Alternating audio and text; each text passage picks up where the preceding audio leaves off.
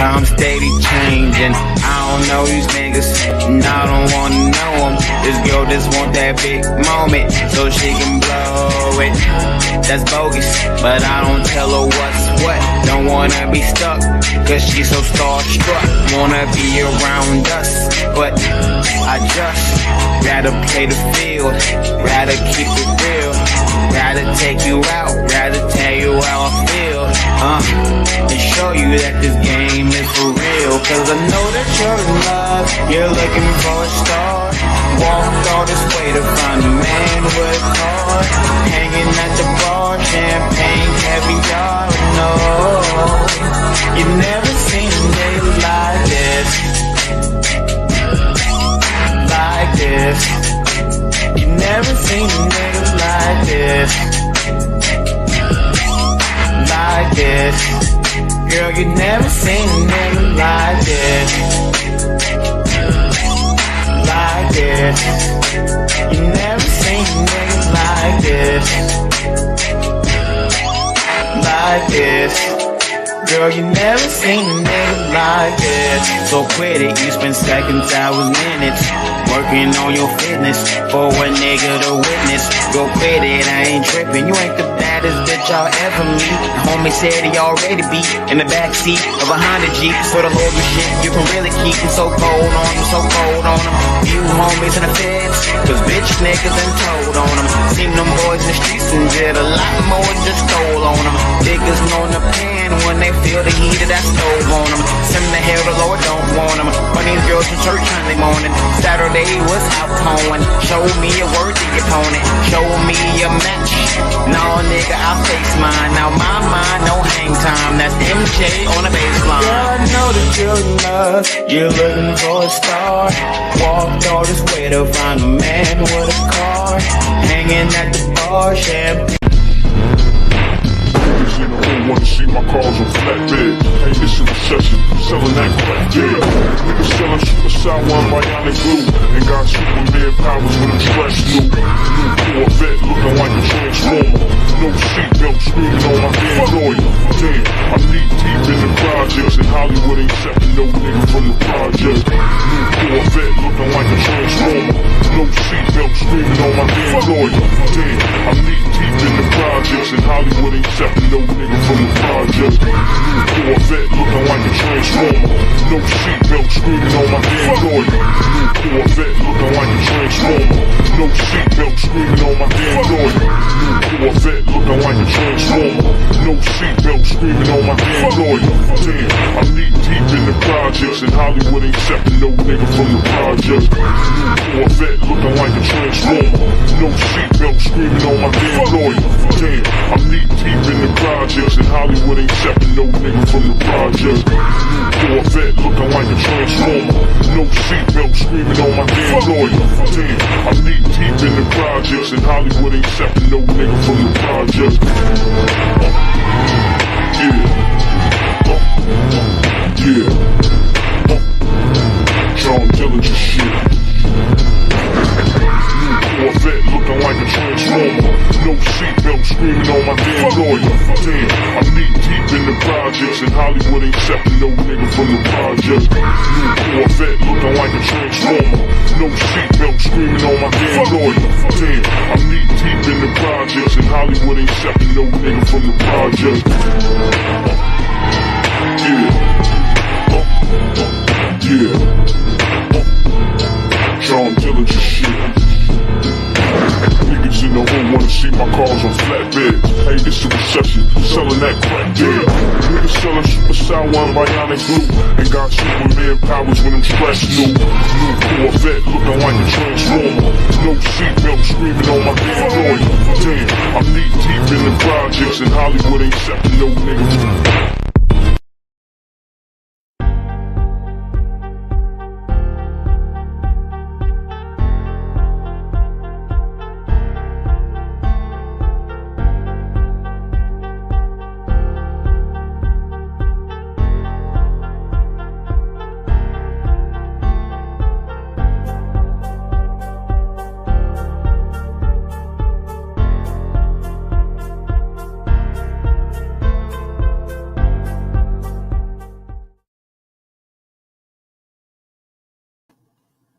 Greetings.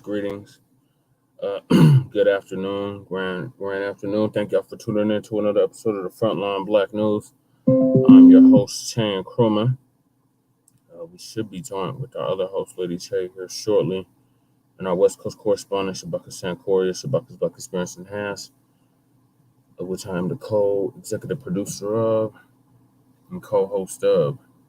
And on this afternoon's episode of the Front Line Blacc News, Season 3, Episode 19, Part 2, we'll be discussing the topics we didn't discuss last night on Part 1. The Democrats, damn Democrats, are worried about Jim Crow Biden, and they should be worried about Jim Crow Biden because Jim Crow Biden must be 82 years old.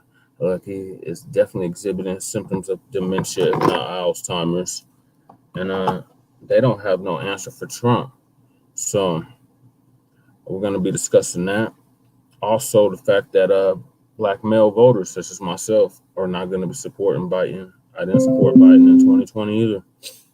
And it's like a lot of black male voters are waking up and realizing, the Democrats are not our friends, and they're not going to do nothing specifically for us, so they're not going to get our vote in 2024. So we're going to be discussing that. The next thing is going to be, is Ice Cube a sellout? He did an interview with Tucca the Succa not too long ago, so we're going to be diving into that. And the next topic is going to be hip hop. Hip hop just turned 50 years old, so the story goes. As this past Friday, August 11, 2023. So should we, meaning foundational Black Americans, descendants of American chattel slavery, freedmen, be gatekeeping our culture? And my answer is yes, because they're trying to say that hip hop was 50-50 Latino and Black and Jamaican and all this other madness. And it's like, no, hip hop is a foundational Black American art form, music genre, and culture, just like jazz, just like rock and roll, just like blues, just like rhythm and blues, even country music. Original country music was invented by foundational Black Americans. Basically, every music in America was invented by foundational Black Americans. I say that and I stand on it. And you look really good trying to debunk me, because the evidence is definitely there that we invented all this country's music. They would have nothing to listen to if it wasn't foundational Black Americans. And this came out the struggle of Jim Crow, segregation, and the like. So we're going to be discussing that. And last but certainly not least, our unhoused neighbor news and our unhoused neighbor sweeps. So it's not looking good for you Biden supporters. I'm still waiting on y'all to call into Shabaka's Black Experience Enhanced every Tuesday. I know the number, just in case you forgot. Here it is. I'm sorry, now my computer is acting stupid. Stay on page. I'm having technical difficulties. What's going on with my computer? It's acting dumb. It keeps trying to close the screen out.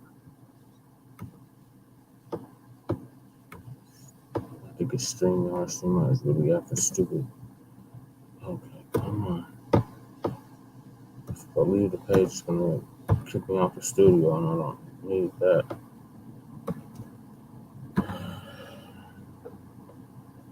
Come on, computer, what is wrong with you? I'm gonna have to leave and come back in. Hold on, Black family. I'll be right back.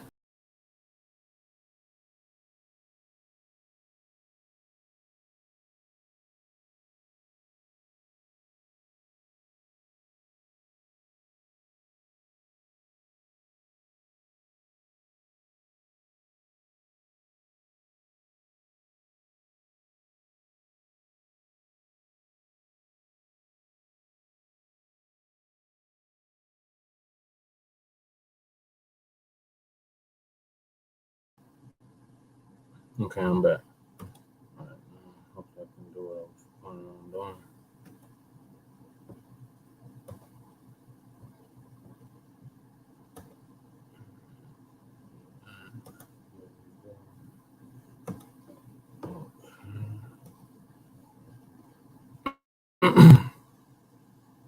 Okay, so the first video is going to be from Phil Scott. Shout out to Phil Scott, Uncle Phil of the African Diaspora News Channel. And he has his own podcast called the Philip Scott Podcast. If you haven't liked and subscribed to that, you definitely should. And he's going to be talking about the Democratic fear tactics, as we've discussed on numerous episodes. Oh, God. As we've discussed on numerous episodes,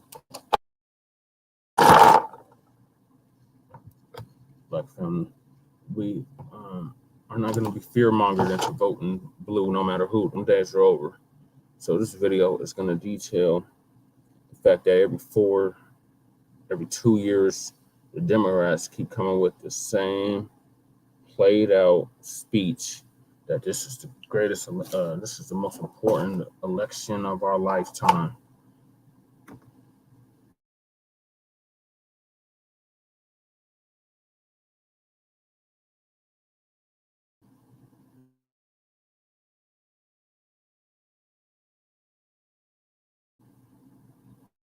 So I think you know what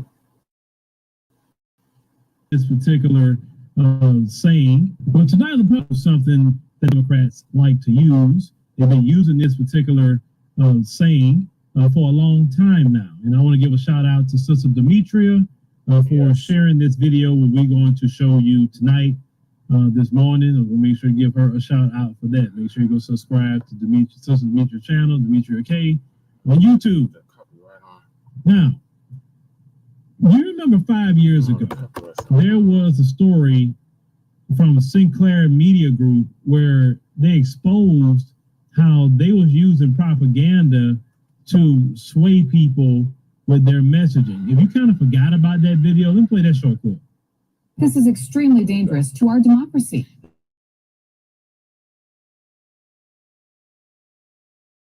This is extremely dangerous to our democracy. Your memory about that particular story, and when people are in this scene, they're like, wow, look at there.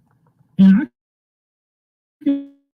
can tell you, just even having a media shaped minds, we can get people to be happy. We can get people kind of things through media. But I always say media has to be used in a good way. Media can be used as an agent of justice, and we have used media as an agent of justice all over the place. One agent of media we have used is a cell phone. By taking those photos and taking those videos, posting on social media, a lot of us see it, give commentary to it, and a perpetrator. You understand? If the sister that recorded what happened to George Floyd did not record that and post that, we'd have never known about any of that. The world would have been turned on its head if that sister wouldn't record. So, but you also have the white supremacists that use the media to propagandize you as in themselves. Like they're so much better. How did they convince people they're better? Through propaganda. Now, propaganda simply is just the sharing of media ideas, etc., on a biased slant to mislead and injure, or could be to harm people for your own purposes. Yeah. That is like the evil form of propaganda. So the white supremacists use it through movies, they use it through music. That's why media is important. You have to understand, even the Bible of the air. Okay. Media is extremely important. You want to know why we could travel to other countries and some people know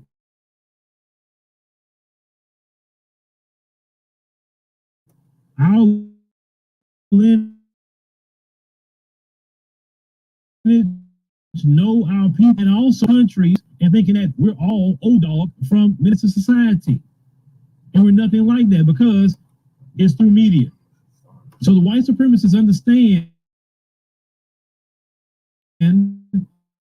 that we gotta try to control But one thing that we have learned to do in this time of the age of knowledge and more technology is that we have learned to use our form of media to go against injustice, go against the sellouts, call out people like the Democrat Party with our messaging, because they're not going to do it. Because the Democrat Party benefits white supremacy just as much as the Republican Party benefits white supremacy. And no party want to see white supremacy end. So we got to have our own media that promotes the ending of white supremacy, ending of true justice and true equality. I'm sorry. You understand? Technical difficulty. So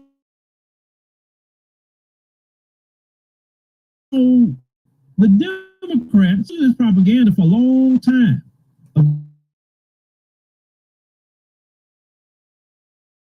Get you to go out there and vote for. I want you to watch this video what the Democrats have done for years. The stakes are high.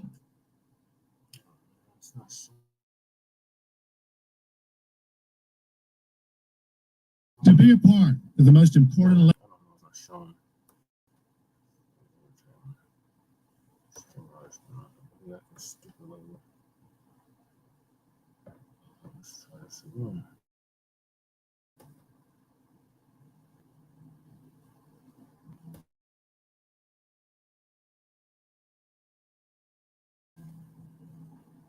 Try to control every form of media for your own purposes. But one thing that we have learned to do in this time of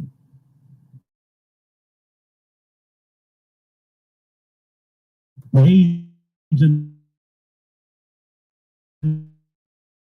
knowledge, more technology, injustice, go against the sellouts, call out people like the Democrat Party with our messaging, because they're not going to do it. Because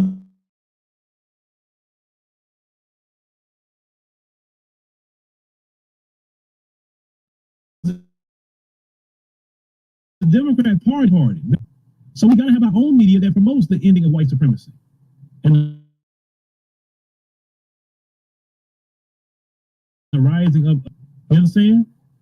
So the Democrats use propaganda as well. And they've been using this propaganda for a long time against you to get you to go out there and vote for them. Video what the Democrats have done for years. Let's go ahead and roll that. This is the most important election of our lifetime. The stakes are high. I don't know what's going on. To be a part of the most important election of our lifetime. In the most important election of a lifetime, where everything that you care about, any of you in this room will ever Whoever's viewing, I'm having technical That's why this difficulties. election could not be Stream artists more acting stupid. important. Let me share the screen. Election is the most important election of our lifetime. Anyone in this room will ever participate in it. I can't think of a time in my lifetime when this country has faced a more important election. Now I know politicians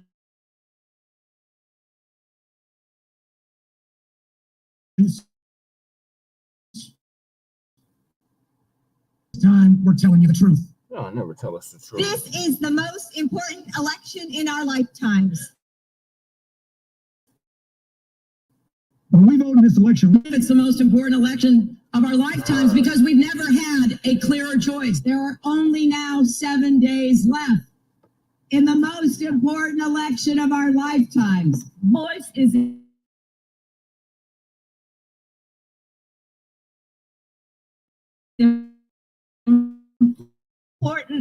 February. Election is bigger than politics. This is the most important election. The real reason I came down to Miami, because this Tuesday might be the most important election of our lifetime. Last night too. Politicians will always say that, but this time it's actually true.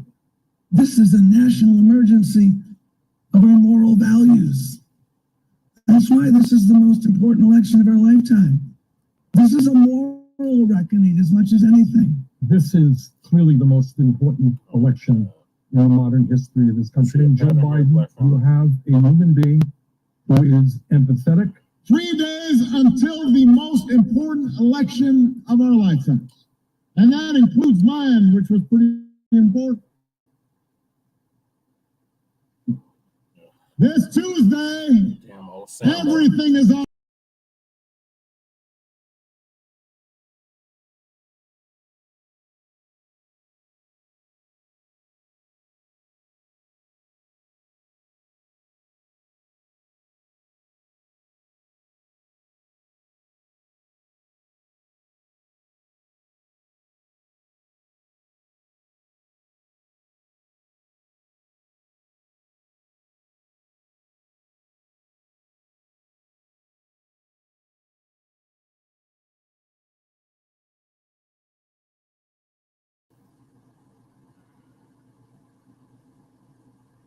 I did not want to stream it. This is like the 4th week in a row that's been acting stupid like this. I don't know what to do about it.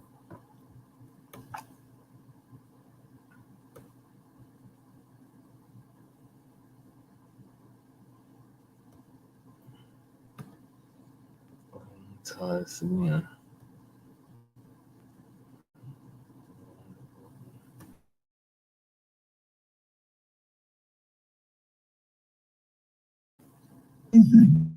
This is clearly the most important election in the history of this country. 3 days until the most important election of our lifetime. And that includes my. This Tuesday, everything is on the line. I believe the most important election in our lifetime. This is the most important election in our lifetime.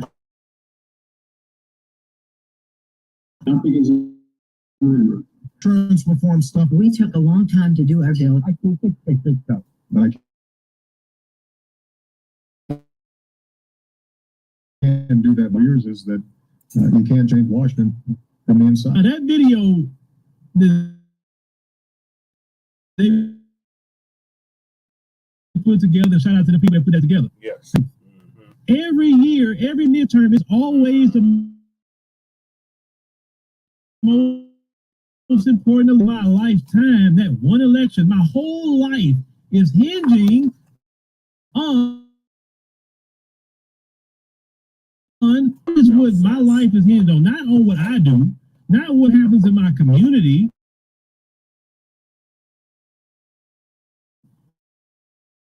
Not what, no, you.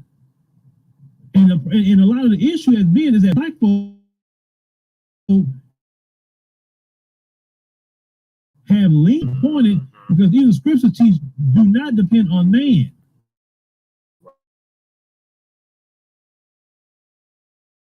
Right. Depend on God first, and then for his own self. So every year they come to you say in and out of Exactly. Democrats. Exactly. Why? It's so important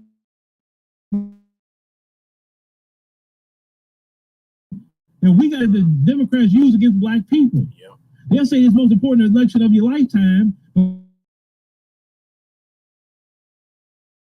because those Republicans of your lifetime, the Republicans are going to take away food stamps.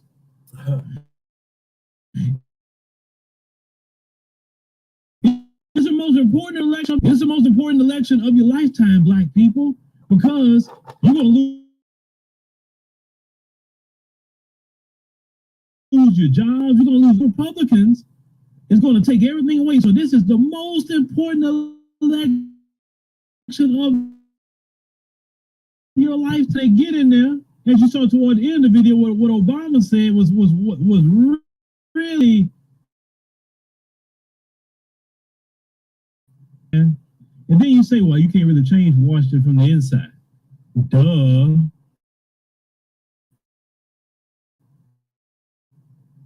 It's the system of white supremacy. Washington changes from the outside. Washington changes from the soil. You understand? We would have never got a Civil Rights Act if we didn't get out there in the streets and put foot to pavement and foot to butt. Go on vote. The greatest lie that was ever sold to black people is that you can go out and vote and actually what you needed. Think about every freedom that we have acquired. We have acquired it from the group. Do what would they need to do because we've been turning up so much.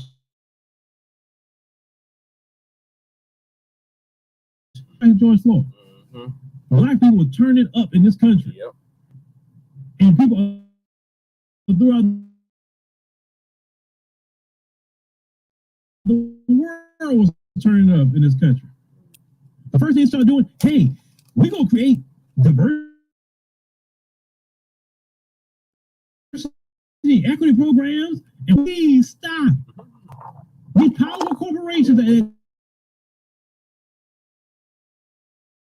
they got so much money, tired of this crap.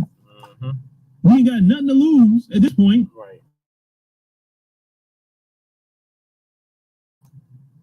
Nothing. So we might as well go out there and do what we need to do to try to get something that we need.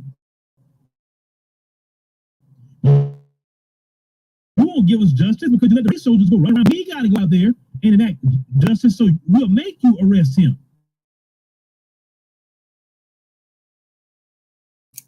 And that's what by causing billions of dollars worth of damage. So they say, okay.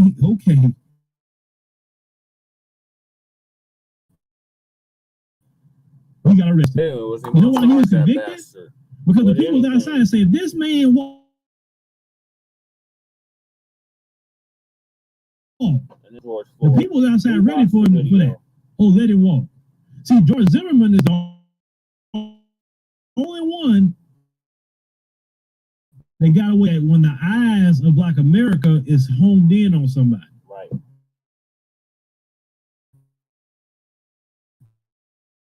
See, they don't like it because we home our eyes onto something, we're gonna make a change with it. That's right.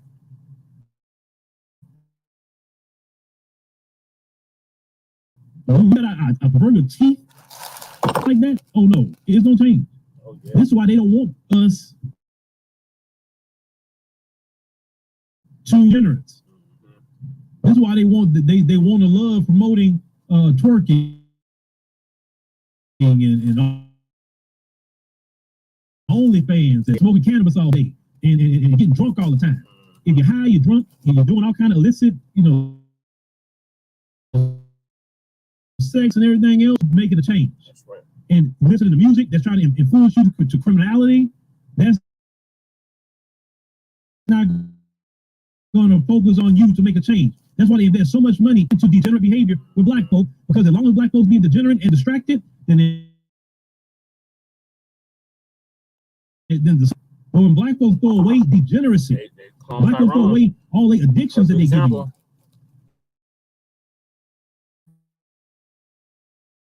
Black folks say, no, go. Look, that Alabama video. Let's talk about that. Yes. We see a brother getting jumped by the white supremacists. We spring into action. That scares the white supremacists. You know that? Yeah, big time. Let me tell you why that video has really scared the white supremacists. In the back of their mind, that's what they fear. What you saw in that Alabama video. You know what they've done to us, and even what they do to us now. And they know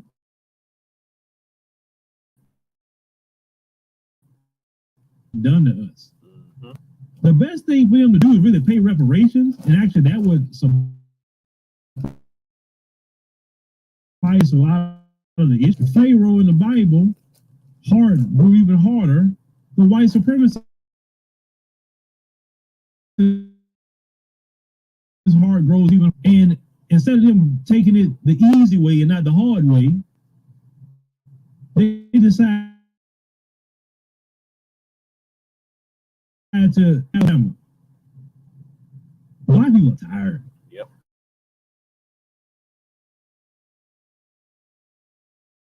Black people, that port where that happened at was a slave port where they brought ancestors to the spirit of the ancestors was in those brothers and sisters.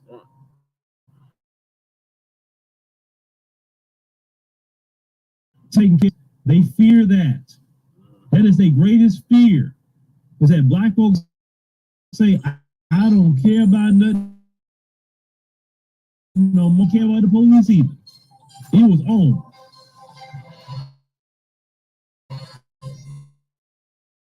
And they started. See, you know, one thing my mom always told me, and I live by this: don't start a fight with nobody, but finish it. I believe in that. You would never see me. I gotta finish it.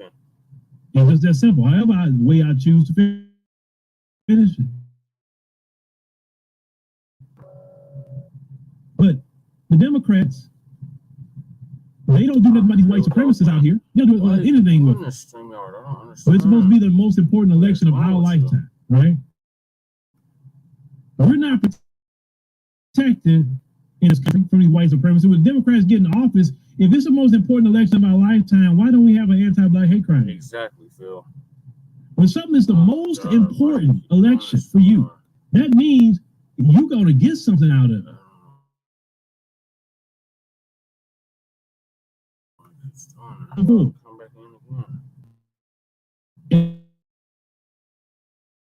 And nothing for black folk has gotten better.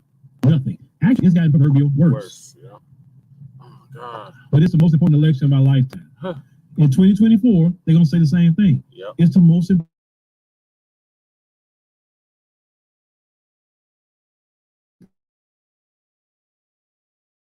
important election of our lifetime. The Democrat Party needs to keep deceiving you. What I'm loving about a lot of you brothers and sisters is that it's not working. Why is it?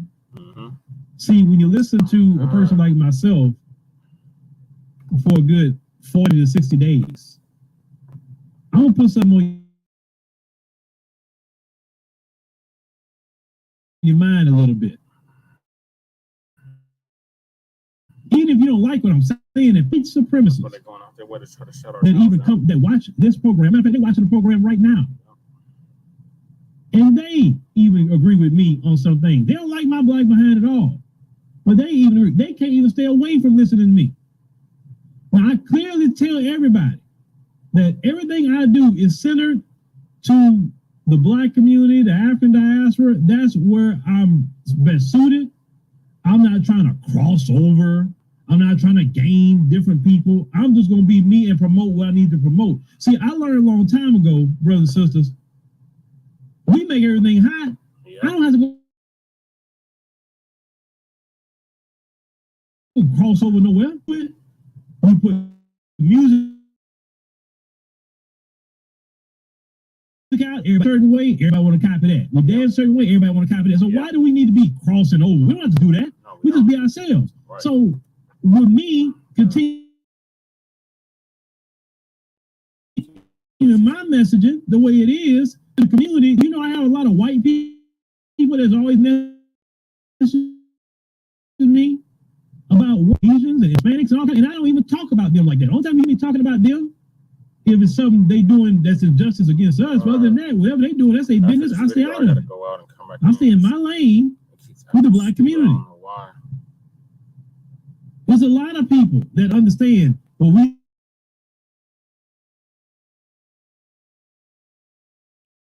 talking about. Understand the truth is here. They know that. Color, etc. You don't. When you listen to us talk, we're not beholden to no corporations or Joe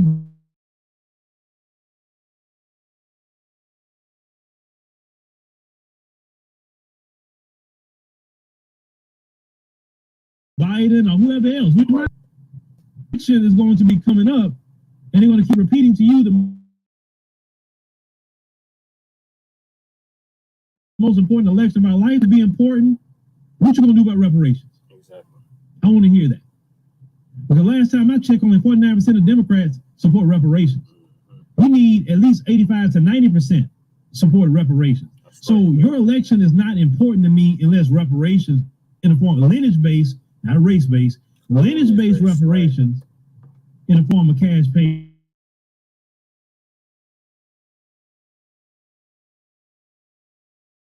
to the descendants of slaves or freedom. If we're not going to do that, this election don't mean crap to me. Are we going to do an anti-black hate crime bill? Right. Are we not? Why is this election important to me? Right. When you tell somebody the most important election of my lifetime, that means it's something about that that's going to fundamentally change my life, my community's life, etc. But all we have been getting is the same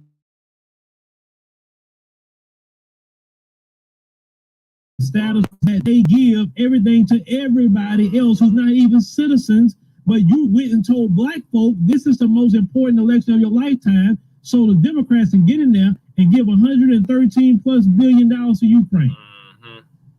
That part. It was the most important election of your lifetime to get you to come out and vote in the midst of a global pandemic. So all these people that come in and get your tax dollars because they have to house them, they have to feed them, they have to do everything else. That's what you voted for. Because it was the most important election of your lifetime. I don't know why. Or black people. It was the most important election of your lifetime, but yet they gave the Asian community a hate crime bill. But that's the most important election of your lifetime.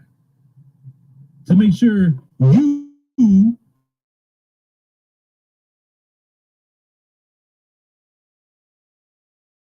take care of yourself.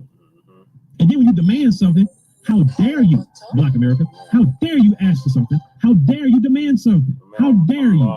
I'm live right now. They send out Boule Martin to talk down to you, you demand something. Calling you stupid, calling you dumb, calling you simple Simons and everything else that Boule Martin like to say, using a bunch of expletives to talk to black folk. This guy, Joy Reid, she may not cuss you out like that, but Joy Reid is going to fearmonger you to forever. Yep. Because it's the most important election of your lifetime. The Democrats and their propaganda, they can go to hell with that propaganda. That's all it is propaganda and deception of my people.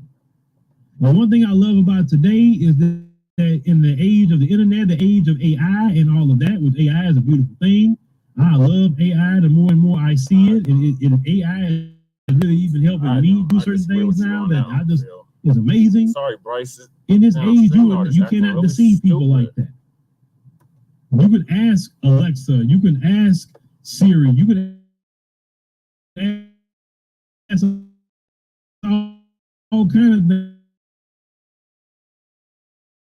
things now to search it. Yeah, bust lie these Democrats out and how they lie to us constantly. This is why that old generation is scared of AI, not because it's going to turn the Skynet, the Terminator, but they're scared because they can't lie to you much.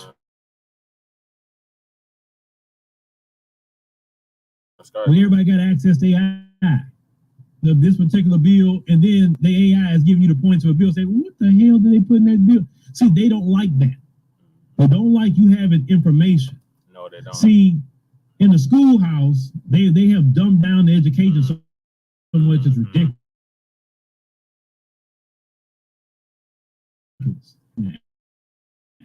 So like they don't like the TikTok thing. They don't, so many things you learn from TikTok, right? Like you learn a lot from YouTube. They don't like that. The Democrats do good when people are remedial and not learn. YouTube University. Even you seeing that video in a loop that you saw just now, all the people that saw that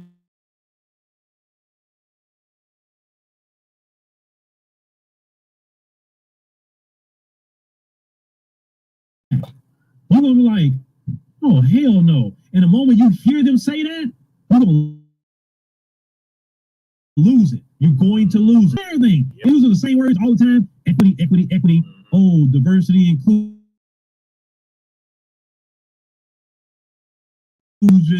Oh, you know, you can hear them want to say they're taking talking points from the Democrats. They'll come out of their Democrat think tanks, just like Republicans have their own think tanks as well. Thanks. What I want us to do is when we hear certain things, I want our ears to perk up like a dog ear perk up. You know, dogs, they can hear, you know, 100 times more than we can hear. But I want our ears, when we hear certain things people are saying,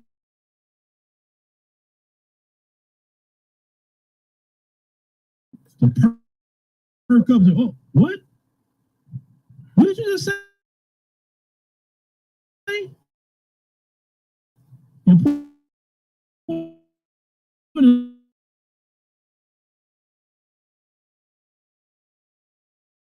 Election light. Oh, man, get out of my face, man. Get out of my face.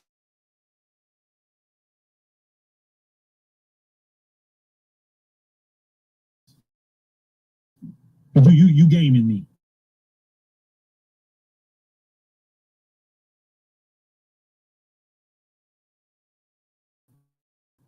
You gaming me, and I'm not. No. Matter of fact, I want the white people to go vote for you. I want you to go talk to the Asians. Why are you afraid? Churches, show up and go kiss their babies. Show up to the Catholic Church with the Hispanic community. And tell them about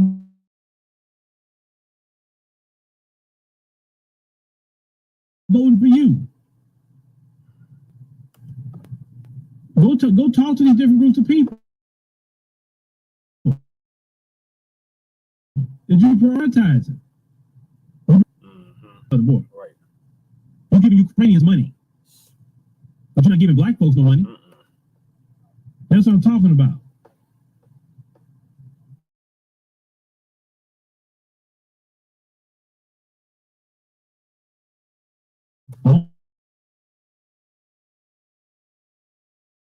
All these other people, identified people saying, I figured out. Because you know what? We came out in plantations. We didn't go vote anything. Nope. Was Black Wall Street built by voting? Nope. Was the 60 plus towns built by black people? Towns, not neighborhoods. Towns. They put our hands so we got our feet to work and build something. Everything I ever built in my personal life didn't come through voting. The company that I have now, I didn't get it through voting. My wife's business that she has, she didn't get it through voting. Even the career I had prior to all of this, I didn't get that through voting.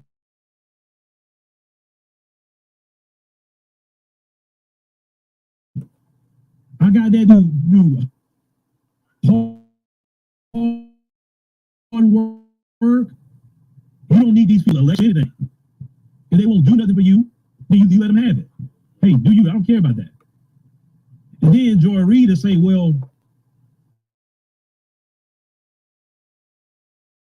you Democrat shit. Right. It's not. And you want to go make comments in the comment section, but you don't actually even try to have a conversation with me. Well, this kind of messaging is dangerous. Dangerous to who? What you mean by dangerous? Exactly. I'm just talking to my people. Right. Not doing nothing more than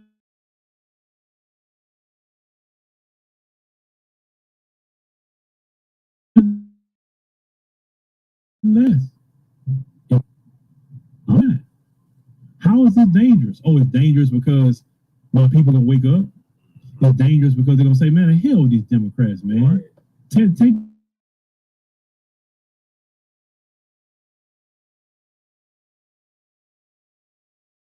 that most important elections to other people. Notice they never use that term dangerous or anything like that except for black people. They got to keep you on the plantation, folks. Shout out to the so when you hear them say the most important election, trying to share the screen, but the stream.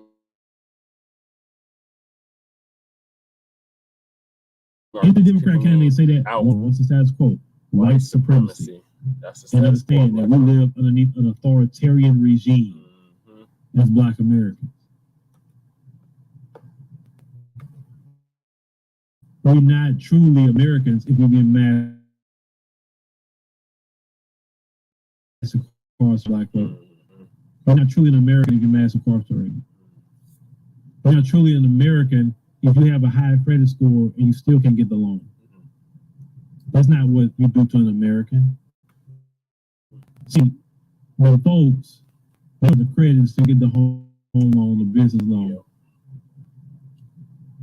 They're not mass incarcerated, even though there's more of them in this country than us.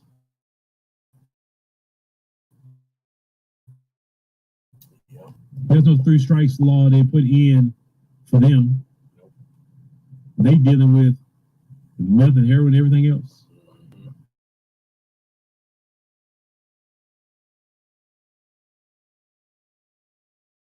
They got them laid out all on the street. They put in jail. But they need treatment. They need to have treatment in jail.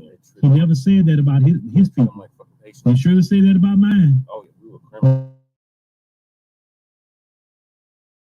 They were dealing with it was everybody a criminal.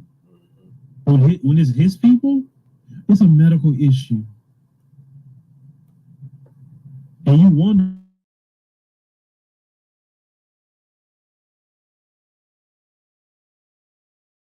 why Black folks. Well, back to Alabama. I'm just sick and tired of y'all. Yeah. Developments is happening in the African continent right now. They sick and tired of. Black people, we want our freedom. Right. We want to be just left alone. That's right.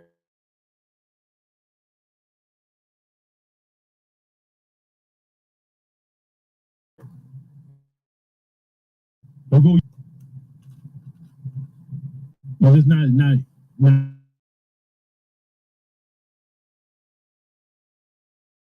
good thing.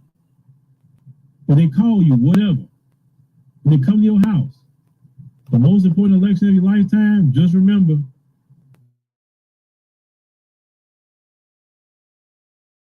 I'm voting for you at this point. Because now you're lying to me. You ain't got nothing for me.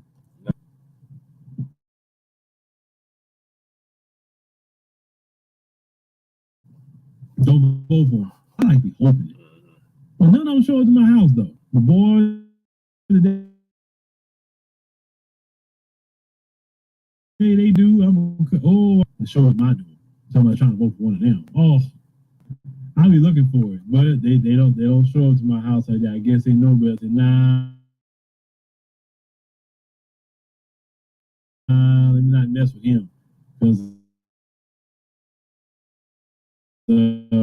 But, ladies and gentlemen, like I said, we got to stay on the Democrats. And I know some of you shields that say, "Oh, what about that?" Listen, go over there with Boulay Martin. Right. Y'all can just talk about Democrat all day. Y'all can say how silly we are, how stupid we are.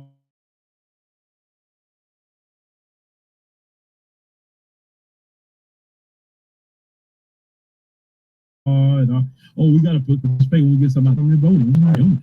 Right. We're going to vote with a purpose. If the purpose is me getting something and doggone it, that's what I'm going to vote for. And if you don't give me nothing, don't worry about me voting. I'm good, and you will be good too. That's right, Uncle Phil. Hold on, but for me, I gotta leave the studio and come back in. Stupid.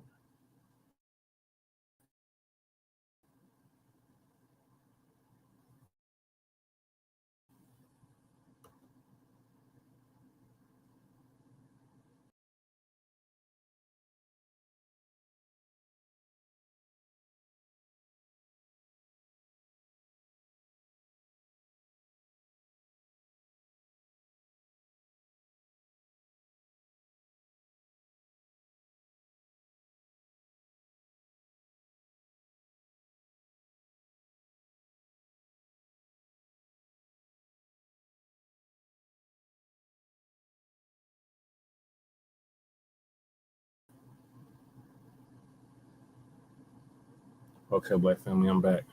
So yeah, Uncle Phil was right. If you're gonna vote, Demand something tangible for your vote, Black family. The days are over of us performatively voting or being fear-mongered into vote. And if we're going to vote because we have an agenda and a cause. And that agenda is the Black First agenda. And that cause is reparations, $100 trillion for past, present, and future atrocities that have been brought against our people and continue to be brought against our people in 2023. So, that being said, you Democrats are running scared, and I'm loving every minute of it. Black family, while I'm waiting, because I'm waiting on Shabaka to get in the studio. There he is. You know. What's the time? Okay. I got 3:16 p.m. here in the Pacific time zone. Yeah, so let me bring you up to speed, Shabaka. So we well, it's just me because Lady Chad just passed out. How's she doing? Better, but she could be doing much better. Okay. There you are, there, Shabaka. Yeah. And you see the hat that I'm wearing right here. Don't get me started, Shabaka. You know, I got so much Bronco stuff around this piece. It ain't even. We're pirates, you know what I'm saying, and what have you. And we'll be hosting the Super Bowl. Oh Lord! In February next year. Yes, sir. So I can't wait. For preseason to start, and it already started. Okay, so did the Pirates and that other team play yet from Denver? No, we're not playing until the first game of the regular season. Oh, okay. Yeah, because I do know we played like the within the first 3 weeks of the regular season. Yeah, and then we generally play the last AFC West game. Yeah, the last game of the season. Yeah. Yes, sir. And it was real great pleasure, if I might add. They've been it was great pleasure, when you guys were supposed to win and you were supposed to go to the Super Bowl. And we had a record, where we were a bunch of scrubs for that season. Had a losing record. Just win. No. Yeah, and we did win. And I took great pleasure in seeing the Bronco fans come down there and stomp up and down on. At the old Mile High. That whole the old. You mean the Mile Too High Stadium? Yeah, the Mile High Income City. While y'all was playing in the baseball field. Yeah, pretty much. But however, out here in Las Vegas, they have a nice, great, stadium that the world will see. Come January the 1st. Also, too, folks. And then, I want to give a special salute, to our man down there in Montgomery. You know what I'm saying? The chairman of the board, and definitely he has open invitation to come check with us on the Shabaka's Black Experience Enhanced, and I'm gonna crumb bum on Sarge a little bit because he went AWOL on us. But Shabaka, let me bring you up to speed. So I just did a video from Phil Scott, and he was talking about how the Democrats are going to use their fear tactics to get us to stay on the Democratic plantation or go back to the Democratic plantation. Right. And we discussed, since we've been in operation, they're not going to fear-monger us into voting. No, that's not an option, And what it is that every Black political party, even third-party candidates, we got to stand on the same squares because they've been with the screen real bad. So don't leave the studio. I gotta go out and come back in. Just keep talking. Oh yes, sir. Okay, all right. And so I don't see anybody in the chat room yet. Definitely check us out on Shabaka's Black Experience Enhanced coming up this Tuesday, and the episode is going to be row, row, row your boat.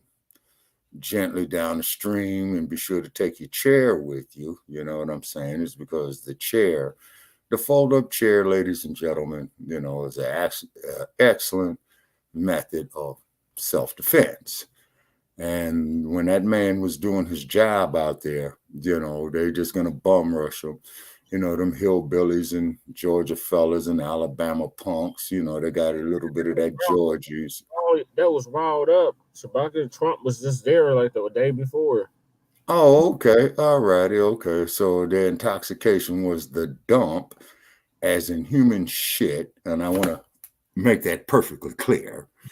And, you know, to quote another crook, old Tricky Dick. And I think Brother Paris, he was a little bit before your time. And I'll never forget the day when John Dean had came up there before the Watergate Investigative Committee. Oh, my grandfather would have remembered that. My grandfather had tons of books about the presidents and how scandalous and ruthless they was. Yeah. Now, the dump, as in human shit, and I want to make that perfectly clear, there was something about old Tricky, you know, having an 18-minute gap off in his tapes is because he used to record all his conversations over there in the White House. Mm-hmm. And I believe the judge who had passed away, I believe his name was Judge John J. Sirica. Okay. And I think Biden was in politics at that time. Let me see, 47 years. Yep. Okay. 2021 minus 7 is 2014. 40 from 2014. 10 years, 04, 20 years, 94. Wait a minute. 94 is 30 years. Yeah, so Biden, he's been in there since 74. Yeah. Mm-hmm. So Biden must have came in before not January. When did Tricky resign? It was in August. Yeah, it was in August. And then keep in mind that the president who succeeded him, who they probably will give credit for ending the war in Vietnam, was a dude by the name of Gerald Ford, who was neither elected president or vice president. So, you know, it's just go to show, you know, how tricky they are with this crap. And then also to Brother Paris, you know, off air, I'm going to give you a call, man, about something to do with these cash apps, because we got to get some fundraising going in, people. And we know it's tight for everybody and what have you. But, you know, we got expenses here at Front Line Blacc News. You know what I mean? We got the StreamYard to keep up. We got the webpage to keep up. We got Shabaka's Black Experience Enhanced podcast to keep up. And there you go, blanking out again, you know, for whatever reason. Why is it that every time that we mention our platform, you know, the computer wants to go out, then shit starts jamming and all that? We're just delusional, Shabaka. It's just all in our head. Exactly. You know, and then we want to give some shout outs there to Brother Jay Dizzle of the great work he's been doing. Yes. Definitely a shout out there to Palmetto Star with Too Raw for TV of the great work that he's doing down there. And of course, to all our people down there in the state of Florida, you know, enduring that bullshit, you know, from the panties. And I'm saying the panties because I'm saying that the governor of Florida wears women's underwear and that he's a transvestite or he has some type of social ill within him. And this clown was a JAG in the military, meaning he was a lawyer. Plus, from what I understand, he was a Harvard graduate. So that means that either his ass was either miseducated or delusionally educated. And I don't see how the hell he could get up there and state that Black people benefited from slavery. Biggest lie ever told. And then also, too, this is why we created the hashtag resurrection of the mental dead. And this is for all you ass scratchers and yassa bosses out there. Well, you know, Black people sold themselves into slavery. Biggest damn lie ever told. Though we tried to educate our people, and we will continue to do such. But I'm not going to say that we did not have any internal conflicts with one nation against the other, on the continent of El Cubalan. And I do not use the word tribe because that's a primitive term. So we're going to say nation. When you look at the great nations that was built by Queen Nzinga, Queen Amina, and what have you. And as I stated on the Wakanda Forever film that I only got halfway through, I got to the part. Put this in perspective, Bucky. If we had F's with by these caucasoids right, for over a century, right, we would already have Wakanda. No, oh, absolutely. Absolutely. Absolutely. And the cold part about it is that we do have it, except it's in raw form. It's because you got the Soviets going on over there now. The Chinese was there, the Belgians was there. Are you talking about the situation in Nigeria or just in general? No, in general, including the situation in Nigeria. Okay. You see. So and we respect, all the great ones who made ultimate sacrifice, Patrice Lumumba, Julius Malema, okay, and the cats over there that just threw out, the other puppet. And then, of course, shout out to the Burkina Faso, Upper Volta. Oh, yes, sir. Absolutely. Absolutely.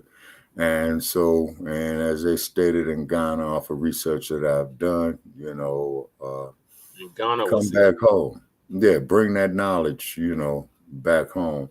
And then they want us to think it's always been as it is, and it hasn't. Oh, yes, sir. Still haven't been out of slavery longer than we were in it. Yeah, exactly. So therefore, as Dr. Marimba Ani had stated in her writings, this is the concept of the Ma'afa, which is a disaster so bad that it is beyond description. And, cats like Joe Gibson, the panties, the dump, They're kicking me out again. Just keep talking, Shabaka. Yes, sir. Okay. All righty. And you clowns say, well, you guys weren't born slaves today. You shouldn't get reparations. But the fact of the matter is that your nation, including Europe as well, too, have benefited greatly from it. Now, let's look at some macroeconomics. Okay. The wealth that was produced off the sugarcane, the wealth that was produced off the whiskey, in which sugarcane is a raw component of, the gold, the diamonds, the vibranium. Okay. Which caused nuclear bombs and nuclear fusion and nuclear reactions. No, oh yes. Oh yes. Okay. And since that you guys are haters out there, please keep your hate mail coming. And we'll be sure to mention you. When a star is born. Oh, yeah. Oh, yes, sir. And our greatest star today, ladies and gentlemen, is this guy right here. It's really Ray. Oh, yeah. And as we had stated before, ladies and gentlemen, this here's a multi-purpose device, okay? When it's in this condition right here, you could use it to whoop some ass.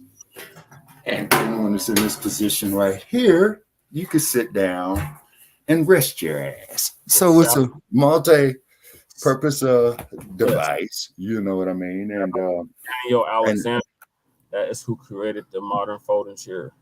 Oh, okay.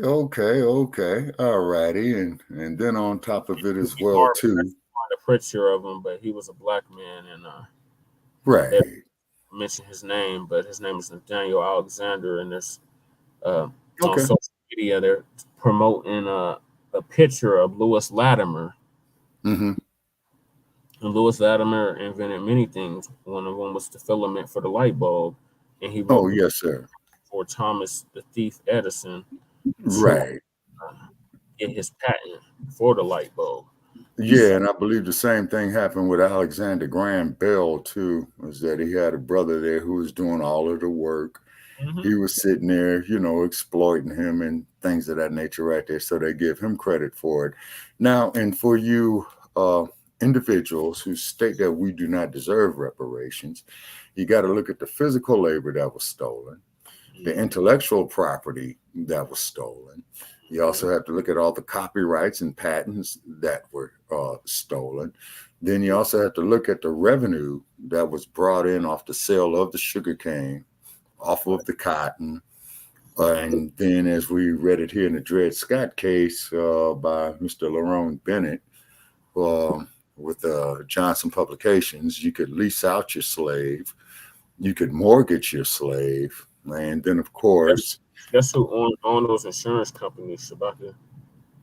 DuPont is one of them, and Hartford is because I believe Dr. DeGruy in her writings, was going to research all that, and plus that the money that was made with the insurance companies, which was Hartford, that benefited greatly off of insuring the slave ships as well too. Now, for your other groups out there, we know that you don't like this. Oh, Professor Black Truth, all right. But the fact of the matter is that we really don't care if you like it or not. Right. We don't give a damn. Okay, we really don't. We don't care. Now, it's literally facts over feelings over here. We don't give a damn. Exactly. Feelings. Okay, now, John Lewis, and may he rest in power, you know what I'm saying, who was probably an individual, who enjoyed getting smashed upside the head, but I still recognize his contribution to our history.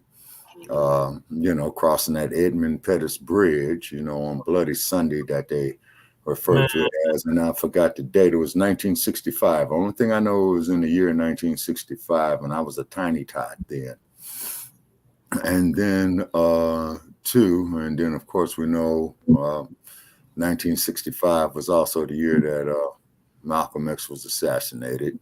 Correct. And we also know that the year 1965 that the heavyweight champ at that time in that year had underwent a hernia operation, so he had to heal up before he made his first defense against a guy by the name of Floyd Patterson right here in Las Vegas.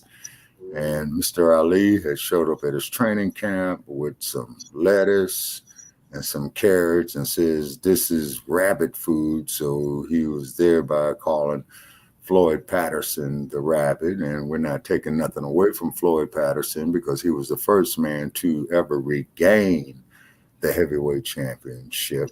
But however, he was working with Custom Model, and Custom Model had trained both of the youngest heavyweight champions to ever win the heavyweight crown. The first one was 21, which was Floyd Patterson, and the second one was Mike Tyson, who got the crown at the age of 20. I mean, that's incredible. Mike wins the heavyweight title, and he could not even legally go into a casino here in Nevada to gamble, you see. So we appreciate that and recognize that as well, too. So what is the professor here talking about? Oh, man. He says that the media has finally admitted that black men have turned their backs on the DNC, meaning the Democratic National Committee. That is great news. That is great news. Mm-hmm. That's lovely. That's what we've been calling for at least 4 years now. Oh, yes, sir. So they're finally admitting defeat. And so in desperation mode. Okay, then what it seems to me that what the Democrats need to do is open up the case against Darren Chauvin, the coward that murdered George Floyd, and at the audacity, Shabaka, to try to get a reduction in his sentence. Okay. And that there, folks, is an insult to our intelligence. You see? Right. But I'm going to go ahead and let the video play. Yeah, and as far as I'm concerned, that there is a human rights violation. You know, that man did not deserve to die like that. And William fellow soldiers, I'm the professor, and this is the moment of truth. Okay, what's Professor Black truth? Deals with yesterday's, but whereas that one dealt with the fall of Democrats' black support in a very general way, today's deals with a more specific quotient. The white media has been forced to admit what black people have been saying for many years, that black men in particular are turning away from the Democrats. This is headline news for the white media. Now, they mischaracterize and outright lie about the reasons for this shift, but nonetheless, they still have to admit that it's happening and that it's only getting worse. And here I thought that black men were irrelevant to the political outcomes. Well, at least to hear Roly-Poly and Tiffany Cross tell it. See, this is what happens when you try to manufacture a narrative that a certain group or element that you don't like is irrelevant. Well, what you're really hoping is that you can trick people into believing it. They're scared that if half the black population is making it clear that they'll turn their backs on the Democrats, they're also scared that the other half will join us. But of course, the white media doesn't admit that black men haven't let themselves be coerced. Well, ladies and gentlemen, as you hear Professor Black Truth speaking right there, you know, dropping some gems on knowledge, okay, is that black men, you know, have lost faith in the Democratic Party. Okay, so probably need to get some third-party candidates up there, and actually just need to form our own political party. But more the so, that's more important than a political party would be black-owned businesses and industries, and every other group comes into the black community, you know, to make their money that they invest into themselves and don't invest back into the community. So that there, ladies and gentlemen, violates the law of common sense. Okay. Now, there's nothing wrong with cooperative economics. Okay. We don't hate on any other groups, you know, that do that. But it seems that they want to hate on us when we do it for ourselves. So what's happening is, and any doctors of sociology are welcome to call in and, you know, comment on the American ethos. Now, what is an ethos? An ethos is the common mindset of a particular group and or society. Okay. So what it is that the only ethos that we have going on is counterproductive to our overall good. Okay. When you look at Hollywood and look at the music industry, you know, they only want to promote certain types of genres of music that is degrading to the black community. And they shouldn't do this. Okay, really, they shouldn't do this, and we shouldn't go for it. Now, yes, sir. Okay. You jump to next or one of our topics this afternoon. Oh, okay. Yeah, Okay. Another podcast before this, Sincere Love to God, was live.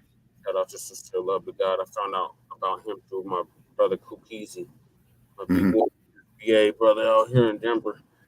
And they were talking about the origins of hip hop and where it originated from. Right. And basically, FBA's been doing some straightening around here because they keep running with this narrative that Kool Herc was the inventor of hip hop, who was a Jamaican immigrant that came here when he was a teenager. Okay. It's because if memory serves me correct, this is the early 1990s. You had those with the rap or the hip hop music in the U.S. Then you had those that did some R&B coming out of Jamaica. One was a song called Flex, and that I recall. And then there was Shabba Ranks, you know. Yeah, everybody. And Toast, that was much later. Like, yeah. It's about there's elements of hip hop going all the way back to the 30s and 40s. Oh, yes, sir. And glad you brought that up, is because I came across a vintage video out of Hollywood where these group of brothers, I forgot their name, they was doing rap music as early as 1940. So, and keep in mind, in Los Angeles in 1940, Hollywood was very segregated. And if the Los Angeles Police Department caught you up there, after hours, it was definitely a sundown town. And I'm imagining, looking at the development of the city of Los Angeles, that mostly that there was a lot of wilderness out there. And then, of course, you do know the world's largest municipal park, area-wise, is Griffith Park in the city of Los Angeles, that was named after an avid racist who brought you a silent film called The Birth of His Nation. His name was D.W. Griffith, you see. So we want to keep that out there. And what it is that, the Black community has got to start controlling its own narrative. You see? Yeah, and that's what the New Black Media is doing. And shout out to the New Black Media. Absolutely. If y'all haven't subscribed to Professor Black Truth, y'all definitely should. I've been listening to Professor Truth. So. Okay, so what gems is the professor dropping now? For 10 years, he's talking about how the Democrats are admitting defeat. Okay, that's great news. Okay. That's great news. They talked to, those were his big concerns. The article tries to use this one black male voter as an avatar for all Black men, but they don't even report on his position accurately. Nowhere does he say the phrase lurch to the left. He actually was talking about Democrats prioritizing their pet leftist issues like abortion and LGBT issues and ignoring Black people. But let's deal with that phrase that this Reuters article uses, lurch to the left. First of all, Democrats haven't lurched to the left. And secondly, that phrase lurch to the left has been used by the white media the last few years almost exclusively to describe how Democrats are spending too much time listening to their own fringe elements. And what do the Democrats' fringe elements say? They say things like reparations and defund the police. The white media has been pushing that talking point that the Democrats have their own MAGA problem on the left. And then when they talk about what the problem is, they name everything that the Black grassroots is saying. This is something they've been doing for years now. And as for quote unquote free spending being a problem, again, this Black male voter in the article who's supposed to represent the Black male consensus, he doesn't really spend much time talking about that. What he says is Democrats are talking about how much they value Black votes, but they haven't done anything for us. The article talks about things that Black voters and Black male voters in particular are upset with Biden about for not having gotten done, and it names things like restrictive local voting laws, police and criminal justice reform, student loan debt relief, and economic empowerment. Now, what Black people are up in arms about voting laws? This is white media propaganda. They're naming something that will benefit white Democrats, like making it easier for illegal aliens to vote, and then they put that at the very front of their list of things that they claim Black people want. This, of course, is what the white media does. They put up a headline that's meant to rope you in and get you thinking that they're going to talk about a subject, and when they do, they deliberately do not do it honestly. They don't even try. They list student loan debt relief, which is actually a gift to white women who the Democrats want to curry the favor of. But again, this is something that Black people are just so eager about. Nowhere in this list does it say reparations. Instead, they use the empty phrase economic empowerment, something that's so vague that it could mean anything or nothing at all. And they certainly don't have anything specific to Black people. Notice that that's not part of their list. And when mentioning Biden's not having done anything for Black people, the Reuters piece blames it all on the Republicans. The Republicans were the ones who made Biden drop his White House level. Okay, ladies and gentlemen, once again, we're having technical difficulties. Here's because they don't want this truth out here on Frontline Black News, but we're going to keep doing it, you know what I mean? And also, too, definitely check out Shabaka's Black Experience Enhanced coming up this Tuesday. And the title of it is going to be Row, Row, Row Your Boat. And of course, we're going to be talking about the situation down there in Montgomery, also two other events of the day. And feel free to call in at 516-418-5996. Okay. And then we're always going to crumb bomb on the dump, as in human shit. And also, too, the dude who wears panties and women's underwear down there in Florida. So feel free. And of course, folks, you'll be responsible for your own comments. It's just a disclaimer. And also to Joe Gibson, you're welcome to call in. And you know our rules. And we have no problem kicking your ass off our platform when you get disrespectful. Okay? And it's not a question that we don't like you or we don't love you, but it's just the day of the house nigga syndrome, and I hate using that term, is over. It is a thing of the past. Okay. Enough is enough of this shit. But I'm going to try to get back to the video, Shabaka. Thank you for calling. Yes, sir. They are definitely messing with us heavy. Oh, yeah. They don't like this truth. Well, it keeps saying I have to upgrade the StreamYard, but it doesn't give me an option to do that. Monkey wrench. Okay. To black people, notice that that's not part of their list. And when mentioning Biden's not having done anything for black people, the Reuters piece blames it all on the Republicans. Well, Republicans weren't the ones who made Biden drop his White House level police accountability commission that he was proposing. Biden chose to do that himself before he even swore himself into office. But you don't see the Reuters piece mention that, do you? In fact, you don't see them mention any of the things that Biden refused to do. They just say, well, whatever Biden didn't get done, it's all because of GOP opposition, and they move on. This is why you need the black media. Now, the article pretends as if it's actually going to tackle at least part of the problem. It mentions Democrats' focus on LGBTQ and abortion rights leaves voters like such feeling alienated. And you'll find that this is something of a point that they made throughout the entire article, that basically black men, they're opposed to abortion rights and LGBTQ, and apparently that's what black men's problem is. They spend very little time even talking about anything that might be of interest to black men specific. Is just basically meant to try to say that black men are all becoming Republicans. So it's part of a doggone narrative. Rather than talk about how the Democrats are ignoring black voters, instead this article simply quotes their generic black male voter as saying that he wished Biden would focus more on the economy. Nothing about reparations, nothing about tangibles for us. That's how you know that this article was being crafted so that it would appeal to a certain audience, and it was meant, though, not to make them scared. The slant of the article is to be that black male voters feel the Democrats are lurching to the left and want more focus put on the economy, but not on the black community. This article reads like it was written by some sort of moist, anti-black male feminist, whatever you want to call them. That's what this reads like.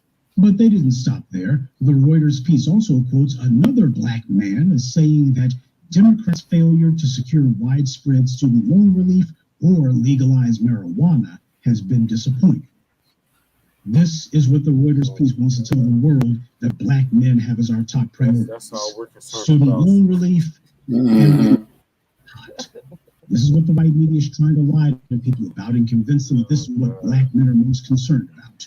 Student loans and marijuana. Next, you got the part that has them really shook. They buried that in the middle of the article. The black population has grown since 2000, and it's younger than the general population. Though while black population numbers are up, black voter turnout is down 10 percentage points since 5 years ago. So, That part kicking me out. I gotta go out and come back in. Okay. All right, and then also too, ladies and gentlemen, you just saw the statistics there, is that we got a lot of issues, with black men killing each other, and it's starting to reflect in the census, as they call it. And as you know, the census is taken once every 10 years to count the population and what have you. And it's pretty much, they mainly want us to make up the majority of those who are in prison. We're always undercounted, though. Even though we're supposed to make up all these numbers in prison, we're always undercounted. Even in the towns, undercounted literally. The prisons, they get the money for the number of inmates in the prison, that people aren't counted in the prison. Right. Exactly. You see. So, it's all bad, but what it is though, black folk, is that we could shift this here. We could shift this dynamics within less than a year. All we got to do is have the cohesiveness, and our opposition is aware of this fact. To put hands, feet in the chair on them cockagoys. Oh yes, sir. Oh yes, sir. Absolutely. And then to the chairman there of Montgomery, we give him his respect. And then also too, we're making a public announcement, on our groups on Facebook. And the public announcement is this: hey, we love to see Black business thrive and what have you. But what we're going to start doing is that whoever is doing any type of marketing online, we appreciate Black business. We kind of like going to put a limit on you, is because we need you, to donate to our cause as well too. Is because we're going out of our pockets and we're sinking. Okay, so we're putting out a SOS, just like the Black Hat was, you know what I'm saying, for the brother on the riverboat front to keep our platforms up. Now, keep in mind, we do speak against the popular version of what is truth. We have created the hashtag resurrection of the mental dead. And so, we're all struggling here. So therefore we don't mind, your individuals, posting your content, what have you, to our groups. But when it comes to any type of advertisement that you're doing, you're going to have to prepay us for it. Spread the wealth. You know what I'm saying? Is because this platform here at Front Line Blacc News, we've been spreading some wealth, you know what I'm saying, just to stay afloat. And we've had some donations that were marginal. We do appreciate each and every one and all of them, but we pretty much, folks, are gonna have to start soliciting donations for ourselves as well too. And you see the hashtag down there, $JLP 5280. Okay, so definitely hit us there with the Cash App on that one as well too. And then also too, inbox us here, Shabaka's Black Experience Enhanced, on our like page on Facebook, and see if you can make a donation to that platform as well too. Is because we want to upgrade these platforms, to get the word out. And then of course, anything that you're doing for the good of the community, like for the kids, for the elderly, you know what I'm saying, we recognize and appreciate. But to make it quite simple, okay, and to make it plain, we need to eat too, so we can keep on producing. And those of you, who are entrepreneurs, please inbox us on our like page and see how you can contribute to our platform, to keep it up, is because we are certainly supporting quite a few of you, you see. So, not trying to start no BS or no negativity, just being real. And what we're doing here at Frontline Blacc News is that we're sending out an SOS is what we're doing.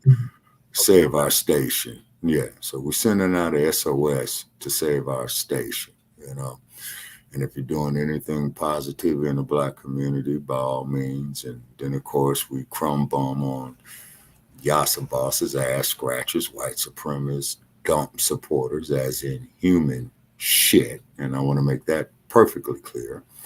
And also, too, feel free to crumb bomb on the panties of the transvestite there in Florida. Okay.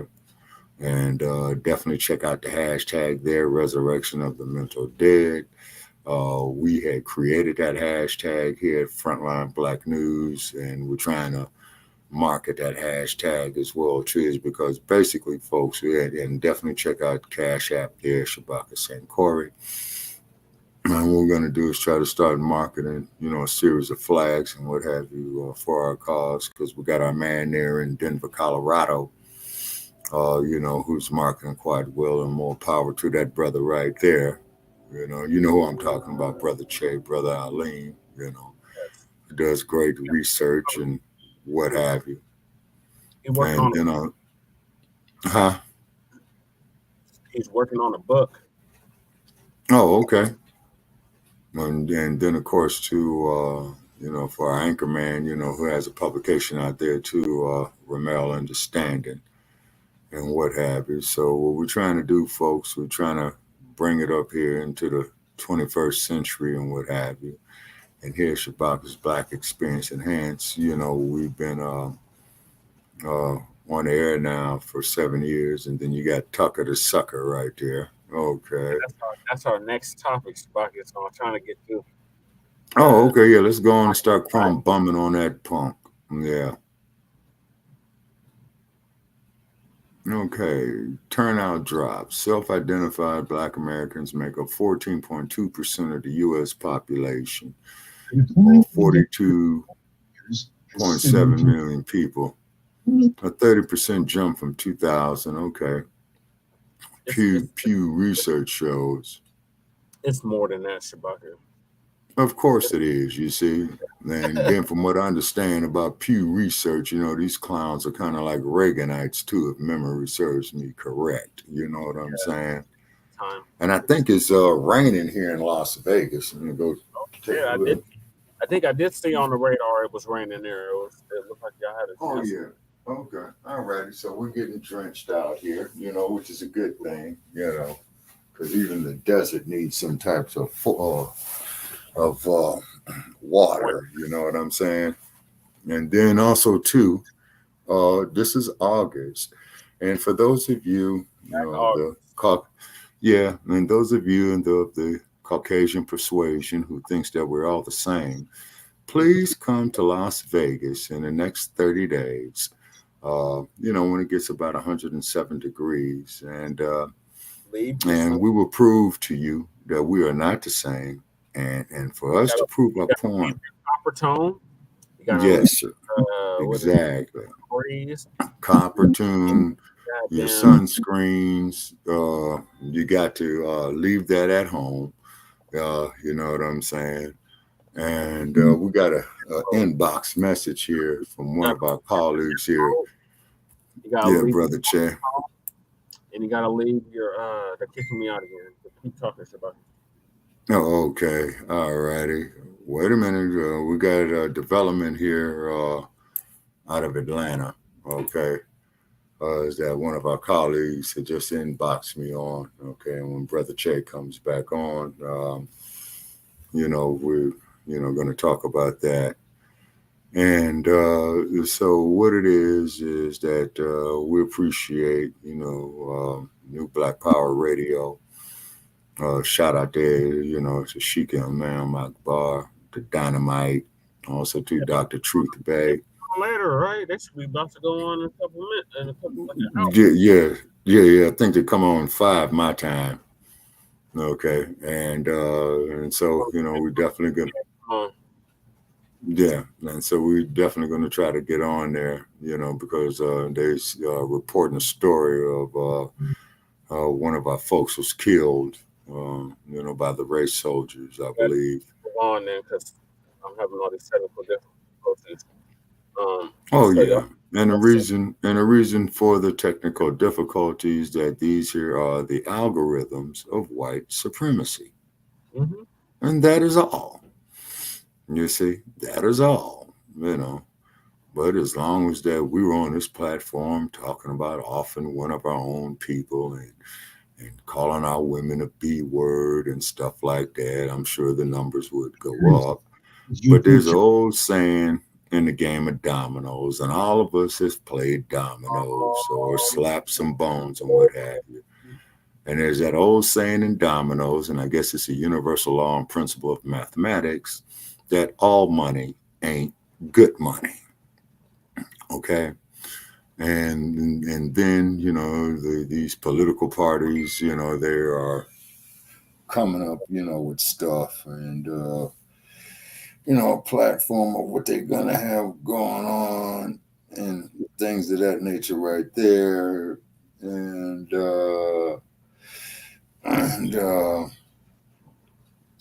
okay. And see, we got a email here.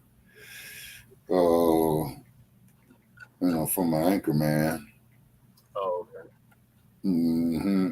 Yeah, I told him I was yeah.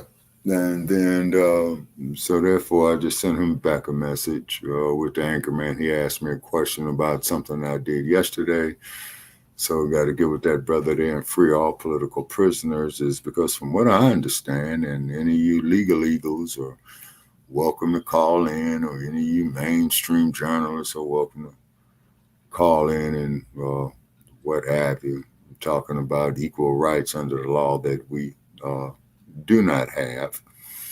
And then when those before us had tried to do the right thing, you know what I mean? okay. I got a video play Shabaka or okay. Okay. Professor Black True. Shout out to Professor Black True. Oh, absolutely.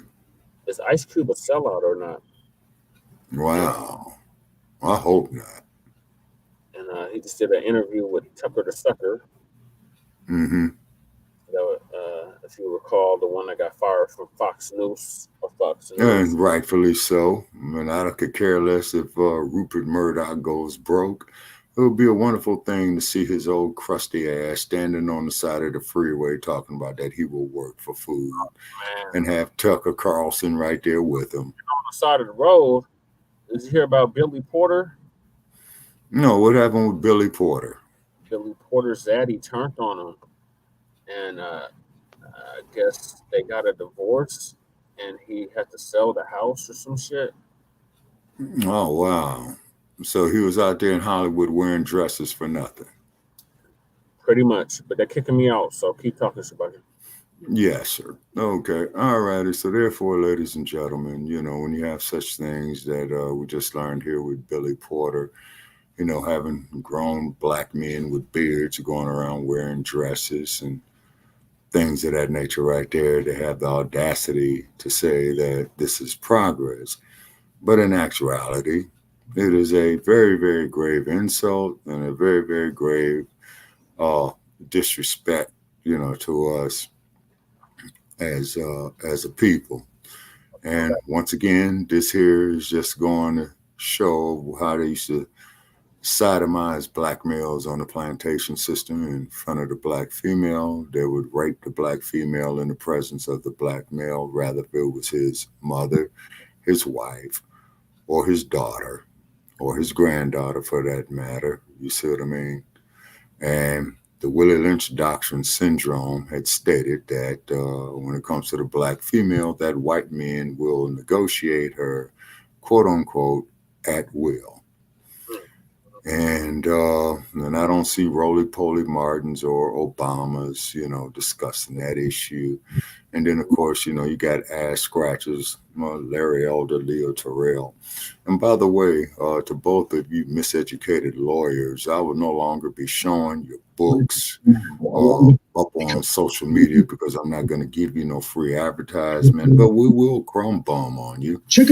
And you're welcome to call into Shabaka's Black Experience Enhanced every Tuesday, 6 p.m. in the Pacific, 9 p.m. in the East. And the number to call is 516-418-5996.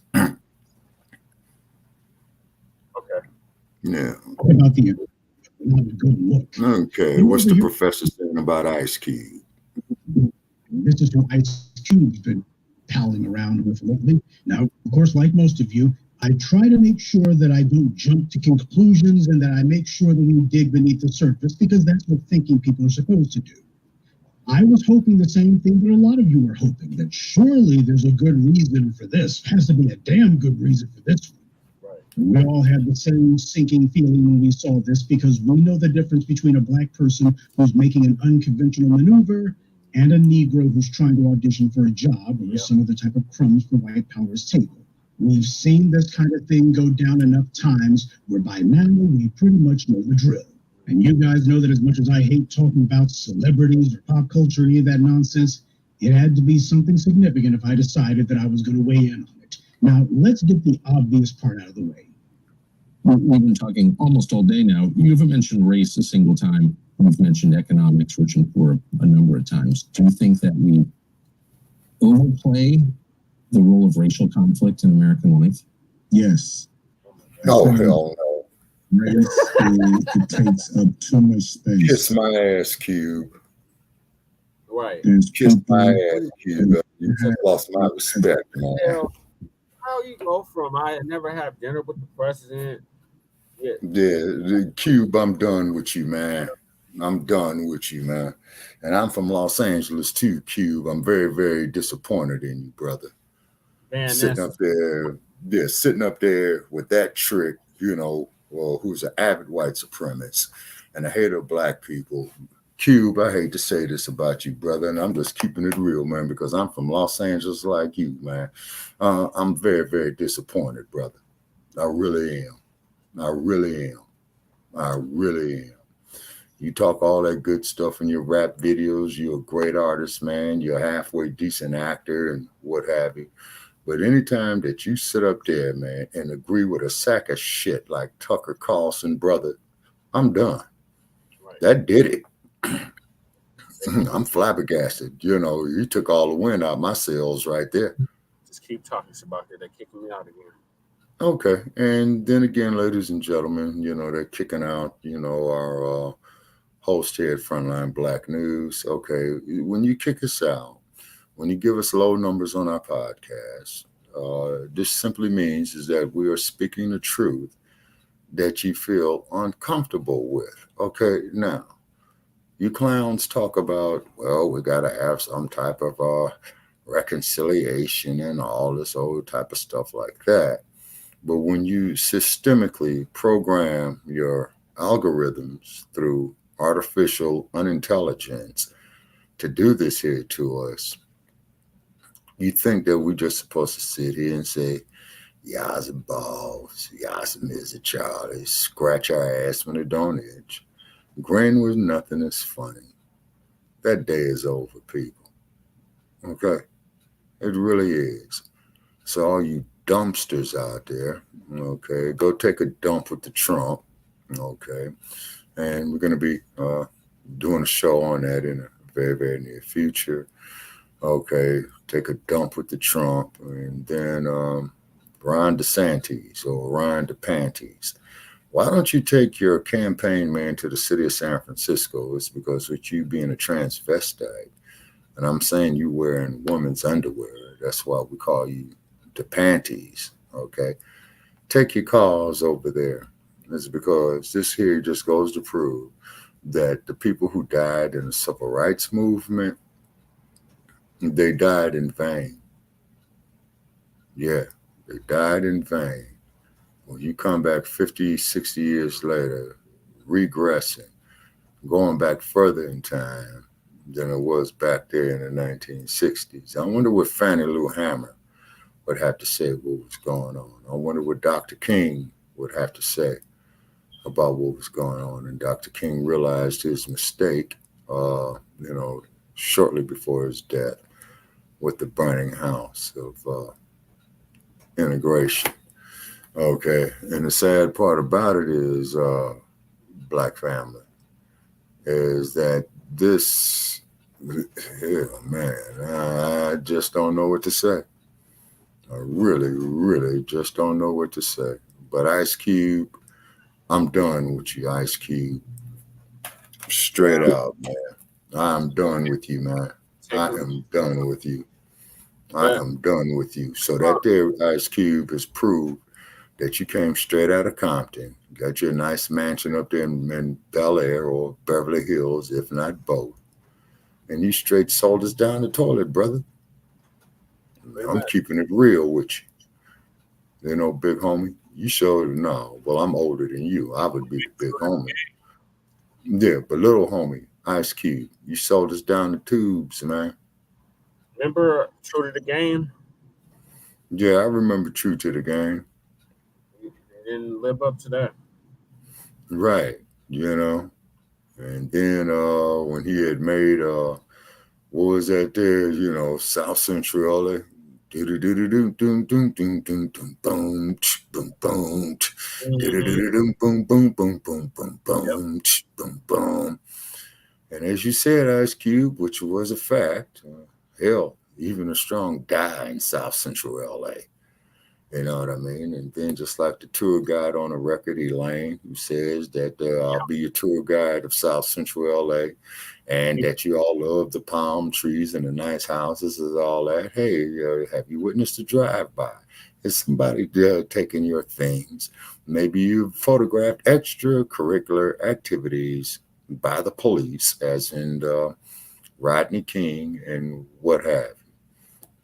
So, Mr. Q, brother, you know, I respect you, you know, for your accomplishments, man. But, and I can't tell you what to do with your money, man. You know what I mean? But it seemed to me, brother, you would have put a lot of our people to work, man, to do something positive, to change that negative connotation. And then, of course, we all remember the rebellion there in 1992. And I was there with Mr. Q. I'm disappointed, brother. I'm very disappointed, you know. And I don't know if somebody's making a power play on you or what.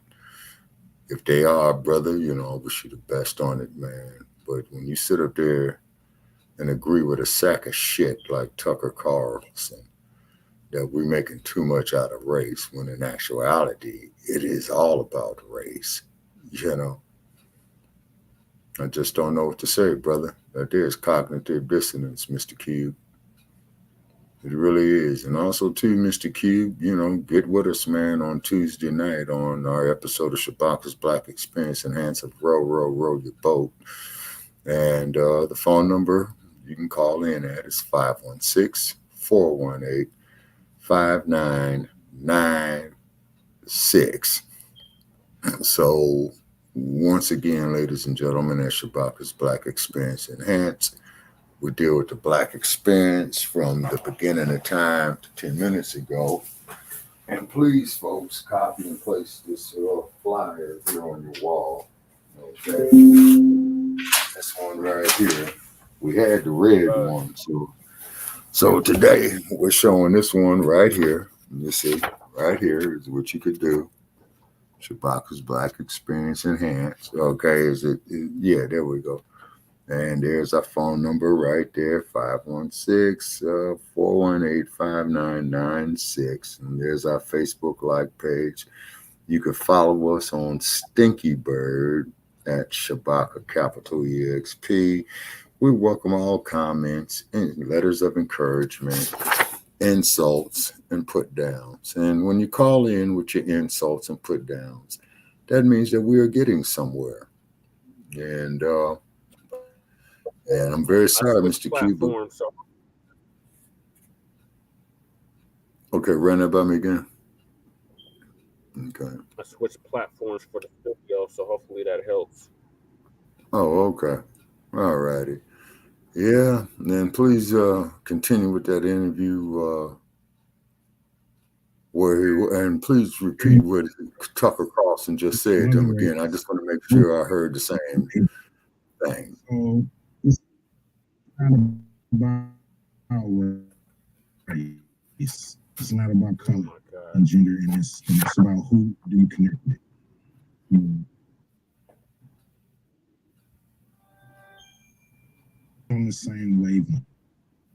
Who wants to be the same kind of person?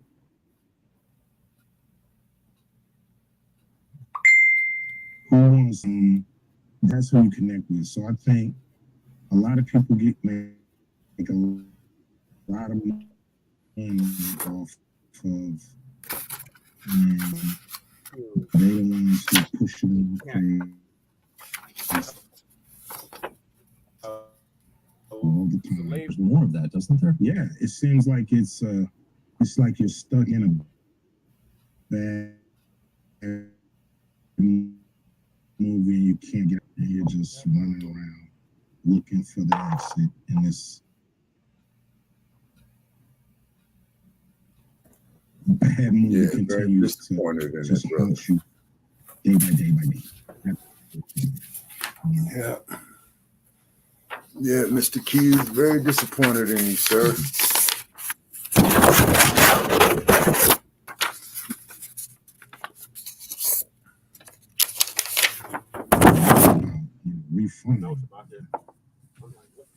Hip hop, what's great about hip hop, like it was a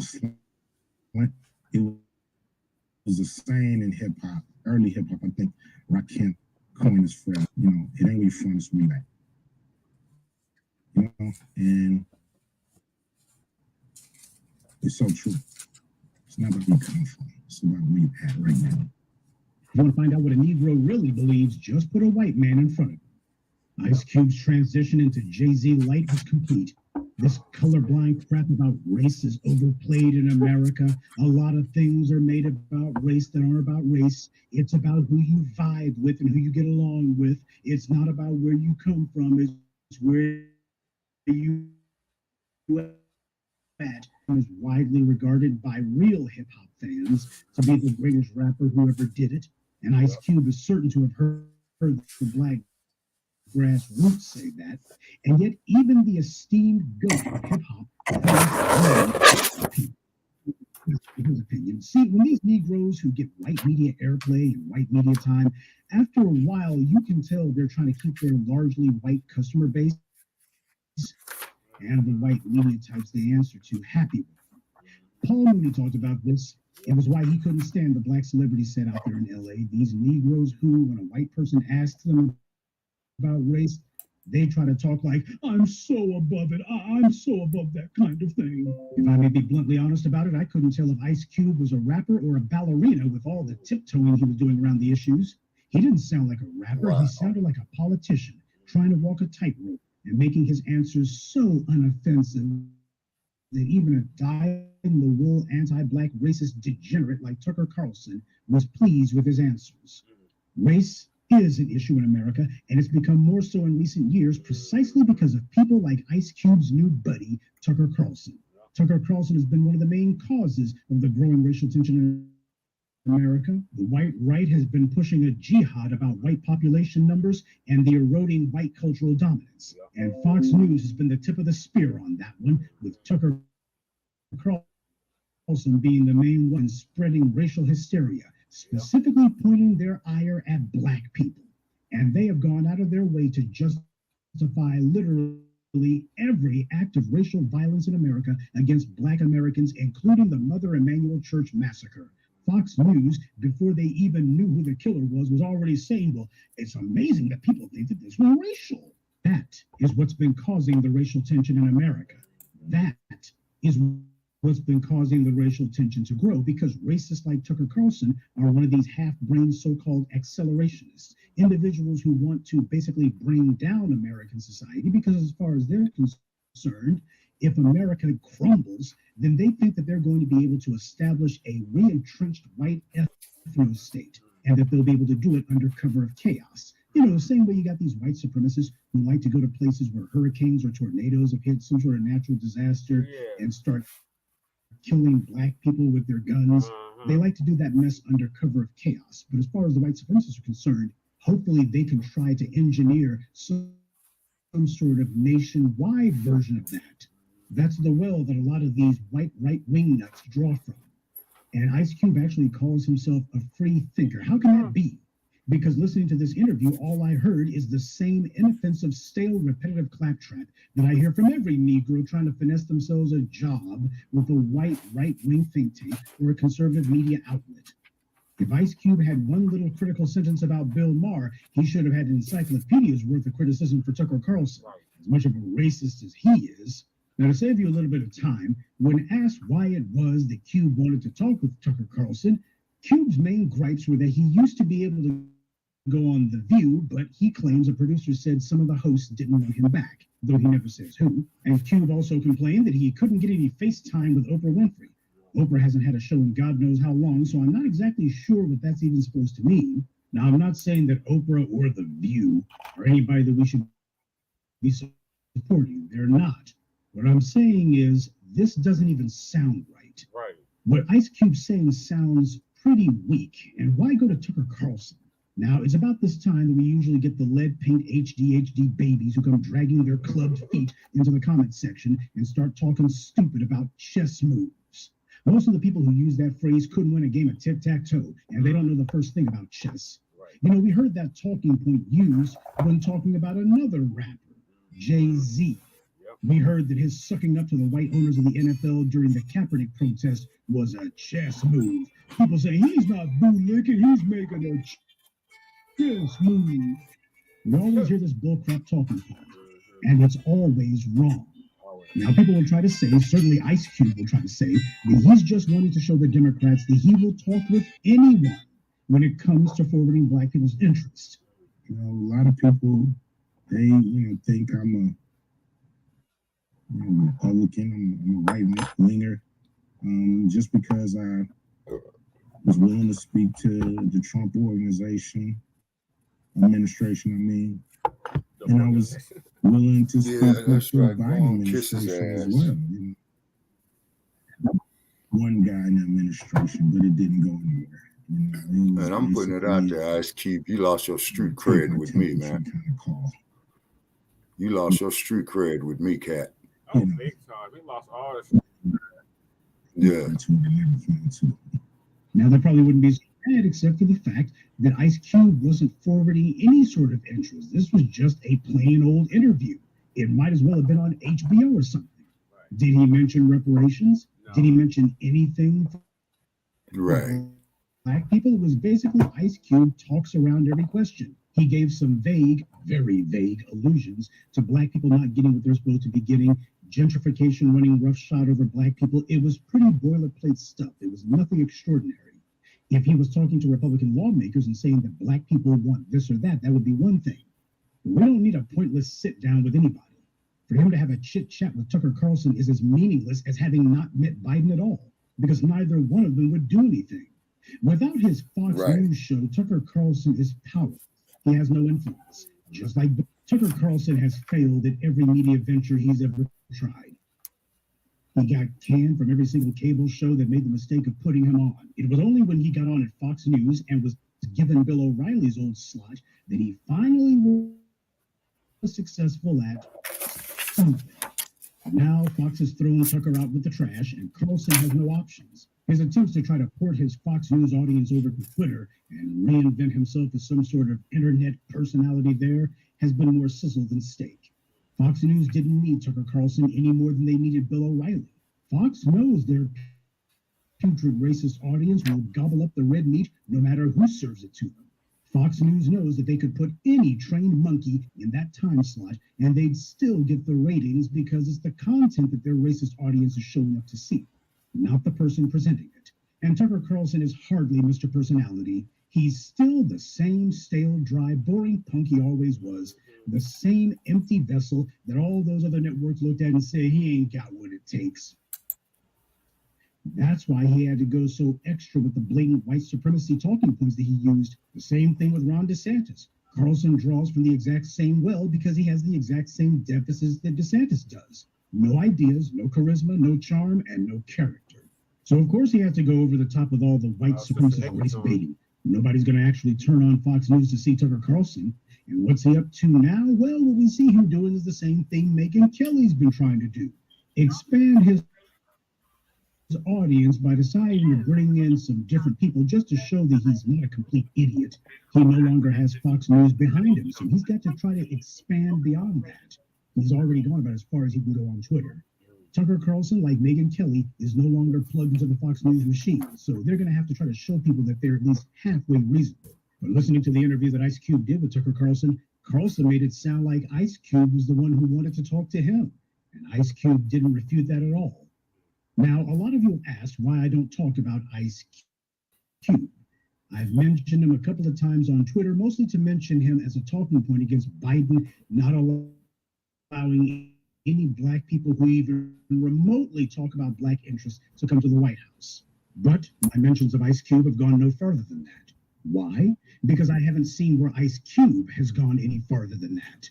He's mentioned occasionally that he still hasn't had a chance to have a sit-down chat with Joe Biden, and the more that he says that, the more it sounds like that was what he really wanted, not actually to discuss anything. So why would you be doing this of all interviews? I mean, you could do an interview with anyone. You're doing an interview with me.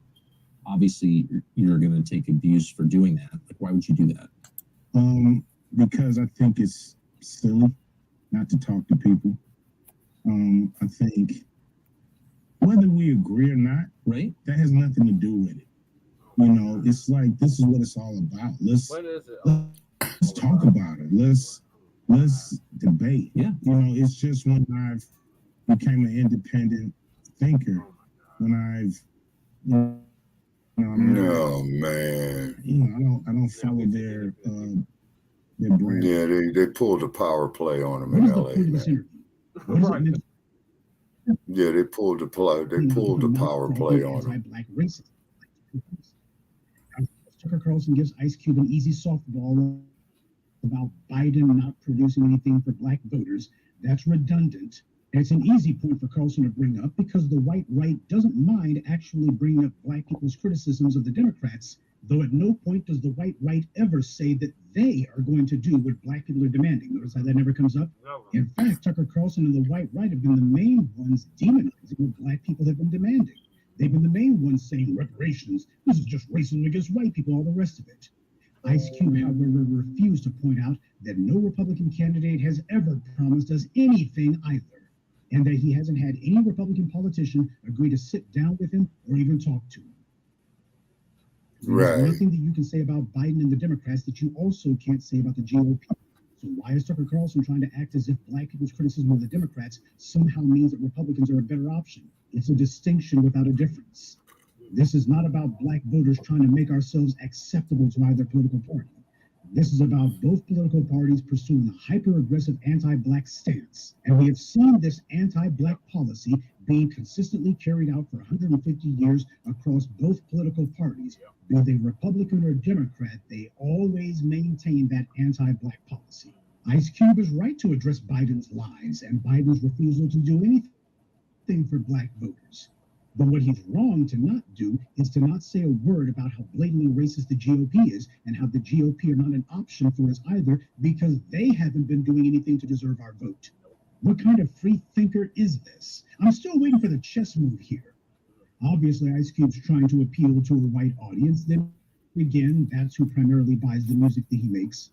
He's mostly interested in his would-be basketball league, not to mention he wants to try to be some sort of low-level movie mogul. I mean, he's been making movies for 20 years, more or less. He reminds me of Magic Johnson, or better yet, Robert Johnson. When these Negroes start getting mobbed up with these sports leagues and these white media companies and such, they start talking crazy. Yes, Ice Cube did push back against Bill Maher one time, and that was okay, but let's be honest, he went right. And one lukewarm moment of integrity means very little when that's all you got on your resume. When Black celebrities are utterly dependent on white power for their acting jobs or music contracts to get them access, high-profile appearances like the Super Bowl for Beyonce. When these Black celebs decide to go chase fame and fortune in the white media, they have to pledge allegiance to it. In other words, they have to promise to play the game. Jay-Z's not the only rapper who Ice Cube reminds me of. He also reminds me of Snoop Dogg. Remember that? Oh, yeah. Snoop Dogg seemed for a hot second like he had some cojones when he was talking about Gail Skank. But then he suddenly remembered that he had some TV deals, and those white TV executives are the ones who pay him, and he's relying on their support. Remember that he did it so fast, he was almost sober for a moment. Yeah. A Negro who only occasionally dips his little toe in the pure waters of black empowerment, but then immediately goes back to swimming in the toilet of white media. A Negro like that ain't taking us anywhere. And Ice Cube's perennial complaining about not having gotten FaceTime with Joe Biden, it sounds particularly ironic, considering that this is the same Ice Cube who recorded the diss track No Vaseline, in which he famously said about Eazy-E, I never had dinner with the president. I never have dinner with the president. I never have dinner with the president. I never have dinner with the president. And when I see it again, I'll be hesitant. He was referring to the infamous incident in which Eazy-E attended a sit-down dinner with President George W. Bush, who 3 years earlier won the presidency with his infamous Willie Horton ad. But Eazy-E didn't seem to mind. The same way Ice Cube doesn't seem to mind that Tucker Carlson lied and claimed that George Floyd died from a drug overdose, even after the medical examiner's report was issued saying that he had died from strangulation like everybody else was saying. Tucker Carlson's wretched record of anti-black racism is well documented, but Ice Cube didn't seem bothered at all. Now, in light of this interview with Tucker Carlson and the remarks Ice Cube made, did he really want to talk to Biden about what he could do for the black community? Or was he doing what Eazy-E did and hoping to ask what Biden would do for Ice Cube? Oh, and before Ice Cube or anyone else decides to get offended by me saying that, I'm just trying to be a free thinker too, a real one. Black celebrities have a very well-earned reputation for being contemptible cowards and liars. They've earned the black grassroots contempt because they're the first ones to deny racism. Malcolm talked about that.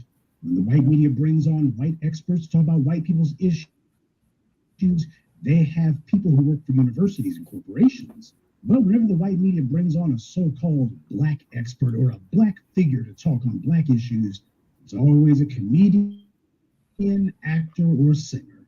Negroes who are on white power's payroll, who in some cases work for the parent companies of the very TV stations that are claiming to be interviewing them.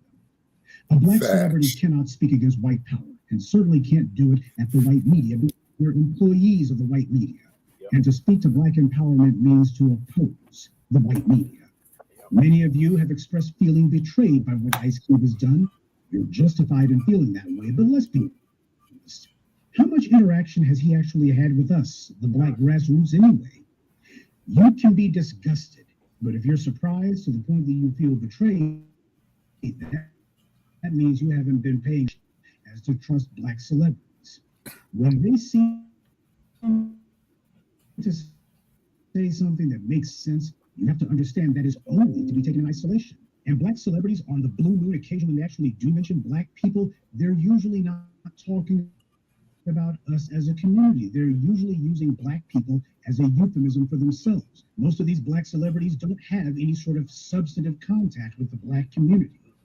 All they do is they might give one sensible statement and one statement alone. Even if you agree with them, that's all it's worth. It says nothing about the black celebrity saying it, and too many of us are over eager to read more into one of their comments than was actually said.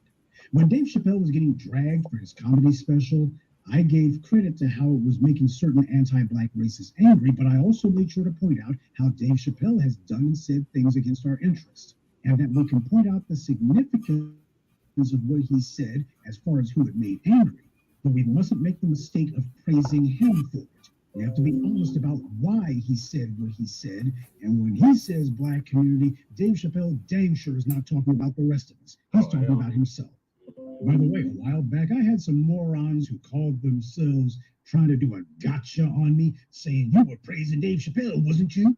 I responded to a few of these idiots by doing what they didn't do and actually giving an excerpt of how I gave a clear and rather lengthy disclaimer during the video, saying that just because we can agree with one isolated statement that Dave Chappelle made doesn't mean he's on the side of the angels, because he's not. Right. The person who called themselves checking me on that we wasn't coming at you, we would just talk about how something we're all in this together. Look, for the umpteenth time, white supremacy is sophisticated. I know that simple-minded Negroes don't like to hear that because it requires accepting reality, and they want to live in a dream world. But over here in the real one, the enemy has kept control through being adaptive and by having layers of buffers between themselves and us. Immigrants are part of that buffer class, but having a number of compromised operatives within our community is another. And it has been exactly this insidious control from within that white supremacy has relied upon to be able to confuse and derange our own internal politics and to limit our ability to substantively challenge white supremacy by undermining our ability to organize against it. After all, who are you able to trust? From these political prostitutes who white power selects, puts tons of money into and positive press behind, all the way to these singers and dancers, comedians and actors who are presented to us as being our leaders. They have infiltrated our community through the preachers and certain sellout social leaders. And they've also funded and established over the decades phalanxes of phony front men and women who they put out there, put the name Black on their organization and tell you these are Black people's newest leaders. And the Negroes you see in front of the cameras the most are the worst. We're up against an organized offense. And we have to start being honest with ourselves about how widespread this opposition is. Now, here's the bad news. What about all the opposition is pervasive and as deeply entrenched as we felt that they were. But here's the good news. We already know how deeply entrenched the enemy is. Our problem is that too many of us don't want to have to accept that. Because it would mean giving up some of the distractions that white power has put in front of some Black people that have controlled them like a child. See, there's another buffer class that white supremacy has placed among us, and this buffer class is one that we don't talk about as much as we should, because it is the most insidious. And that most insidious buffer class is you. Yes, you. Malcolm talked about that. Black people in America have allowed their minds to become the people's workshop. We spend our time watching their TV shows and their movies, reading their books and their newspapers, and that's how they internalize their racial messages through their so-called entertainment. Black people really trust the TV shows, movies, and music that white power produces and puts in front of us. And as a result, we trust the subtle anti-Black propaganda the white media sneaks into our minds. And we allow these fairy tales and propaganda that the white media creates to control our behavior. John Henry Clark talked about that. How the white media is out to control images. If they can control what you see, they can control how you see yourself. And if they can control how you see yourself, the narrative. They can control what you do. Give you some sort of avatar, like a biracial presidential candidate or a gangster rapper, and they tell you this is somebody who's saying what you say, and you should see yourself through their eyes. We trust these hand-picked puppets that white power puts in front of us, and at some point we have to accept that these Black celebrities are not part of the resistance to white supremacy. If they were, white power would never have made them rich and famous in the first place. White power wouldn't be giving them record deals, movie deals, TV shows, or political offices either if they were truly dangerous to white power. The white media would be demonizing and attacking them full time. Like they do us. A lot of you are confused at all this because you trust the white media. You claim that you don't, but you do, and I can tell by how a lot of you have reacted to this whole affair. Ice Cube's behavior was utterly predictable. You can dislike it, but you can't truthfully say, I never thought that he would break bad on us. Yeah, that's for real. Named for Paul Mooney to the biggest name in comedy after Richard Pryor, but his brother Mooney said, I cannot and will not say that crap that they want me to say. Paul Mooney hated Black celebs. He called them Sambo celebrities, and he was right. He didn't have anything good to say about any of them. And he spent more time around them and was closer to them than you or I will ever be. Paul Mooney's career was never as big as it should have been because he had integrity. No, I don't agree with every single little thing he's ever said. I have to say that because I know some two-bit trolls love to lurk around here and look for a chance to twist and intentionally misconstrue what I say. What Paul Mooney got right far outweighs the few things he might have gotten wrong. So I give him his credit. When it comes to these Black celebrities, there's literally only one or two of them who have been with us, and you don't see them on white media airwaves or in print. The Black people who are actually down with us scare the hell out of the white media, and won't see Ice Cube or any of these other safe Negroes hanging around them much either. So allow me to give my condolences and a couple of handkerchiefs to the weak-minded Negroes who may hang out around here, but who clearly can't keep up with the discourse that we represent. See, as the Black media, we don't make it a habit to repeat things 10 and 12 and 50 times. As an intelligent Black society, as adults, we give you credit for having an IQ higher than your shoe size. And being able to recognize something important and even profound without us having to make it a point to repeat it 30 and 40 times just so you know that it's worth remembering. Some of you have spent your lives sitting in front of a TV, listening to music, and you think that the people you see on TV or listen to on your CDs and MP3s, and you think they're actually the same way in real life as they present themselves on television, movies, or in their music. At what point do you need to be told? No, they're not. We've mentioned that 6 years ago in real life on Shabaka's Black Experience. Now, for those of you who are the difference between reality and electronic fantasy, you need to start practicing something for yourself. This is why it's so dangerous for Black people to be over-consuming the white media's so-called entertainment, because it weakens your mind and it makes you hesitant to accept that these Negroes you see on your TV or your cell phone screen are not with us and never have been. Dr. Dre is giving money to white universities but ignores Black people. What does that tell you? Ice Cube excoriated Eazy-E for having dinner with the president, when it's now become clear that Cube was simply scheming a way to do the exact same thing. That's how celebrities try to climb the ladder of fame. All about access. Hey, he's accurate on that. And trying to parlay a photo into something lucrative for yourself. You must be important. You had dinner with the president. I told you exactly why Simone Sanders was out there lying for Biden on the campaign trail. She wanted a job working at the White House so that she could use it to burnish her resume and try to parlay that into some high-paying gig on a white cable TV network or as a lobbyist job somewhere. And as you see, that's exactly what she did.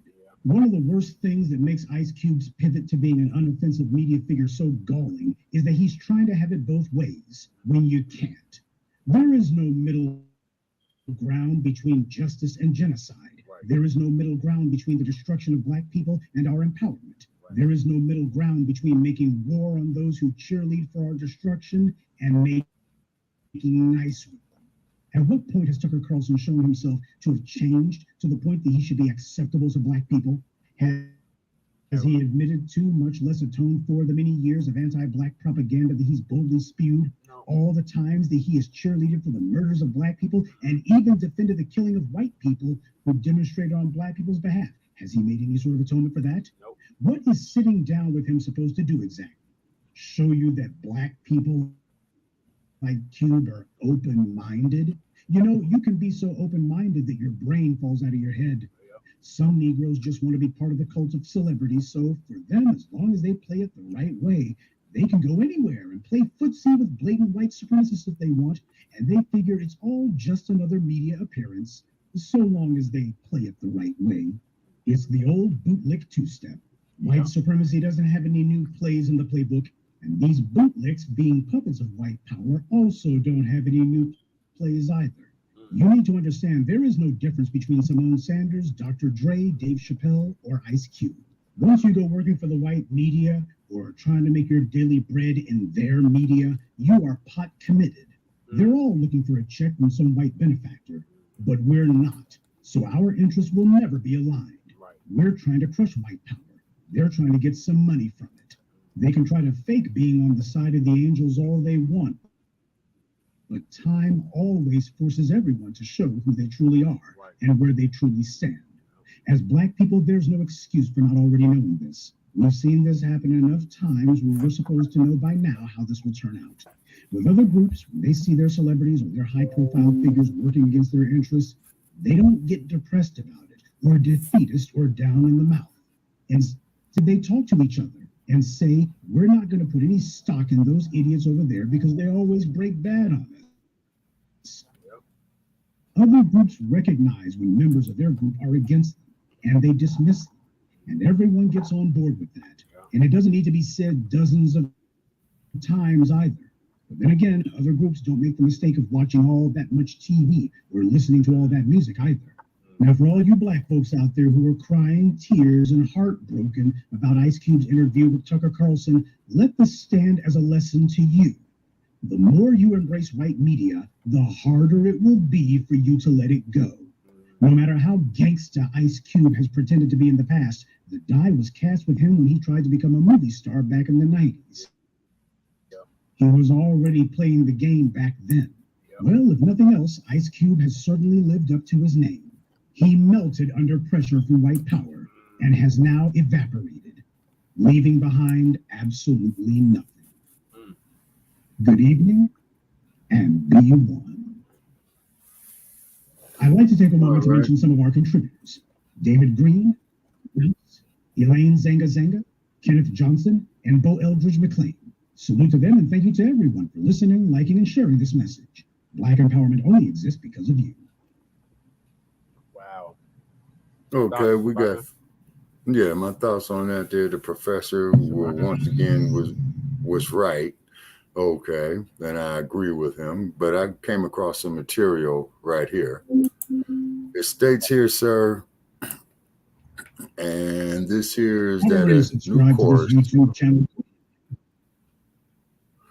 Okay, it states here that a new course being taught at Princeton University has come under fire for reportedly teaching its students that all Black people are disabled. Setiel Larson, known for her work on pro-Palestinian efforts, claims that the systemic racism that Black men and women face in the U.S. has left them fundamentally disabled. Black Lives Matter and the struggle to end the Israeli occupation of Palestine are not only movements allied with disability rights, nor are they only distinct disability justice issues, reads a book from the class. Rather, I am motivated to think these fierce organizing practices collectively as a disability justice movement itself, as a movement that is demanding an end to so many conditions of prioritization that dilapidate many populations. System racism, also known as structural racism, has proven to have deleterious effect on Black men and women in the United States. A study by Brookings does suggest that the United States is a racist country. I just wanted to put that out there because that there supported the premise of everything that the professor just stated right there. Yes. So what are your thoughts on what we just watched? Okay, yeah, the professor, once again, you know, he nailed it on the head. Very articulate brother. I could tell he's educated. And I could tell, you know, that he does a great deal of research, which is beautiful. We need more like him. And as you know, New Black Power Radio is getting ready to come on in about 13 minutes. Yeah, so is TBA. Okay. All right. So I'm going to check out New Black Power Radio. Okay. And just got a text from him. And then, too, ladies and gentlemen, you know, definitely check out Shabaka's Black Experience to Enhance on Blog Talk Radio this Tuesday night. And we're going to, and the name of the subject is, the topic is row, row, row your boat gently down the stream. Steel chair, protect yourself at all times. Okay. Oh, yeah. Yeah, so most definitely, ladies and gentlemen, you know, we salute the chairman of Montgomery. We wish him well. We appreciate the work that he put in. And also, too, you know, mainstream media. And we're not going to mention your names, mainstream media. We're going to do it very limited because, you know, we're trying to get this platform going on for Front Line Blacc News. And what this is the Black community helping itself, okay? And then, of course, we thank all our haters, the Joe Gibsons, what have you, and keep your hate mail coming into Shabaka's Black Experience Enhance. And that just simply means that we are getting somewhere. And definitely check out Frontline Black News here on StreamYard every Saturday night. You know what I mean? Definitely check out the Revolutionary Agenda. Okay, so this is Shabaka Sankori signing off from Las Vegas, Nevada, getting ready to call up New Black Power Radio. Okay, all right. I'll probably listen to the playback. Yes, sir. Okay. All righty. Okay. Thank you, sir. Thank you for doing Okay. that. No, yes, sir. Thank you for having me. Okay.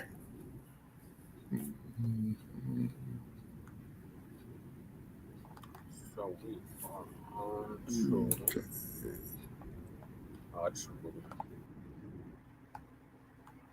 we are on to the next topic.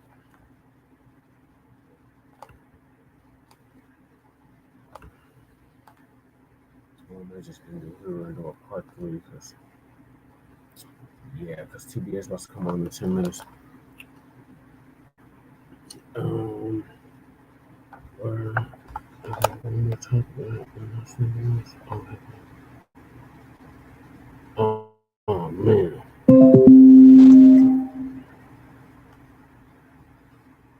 To get to the hip hop part.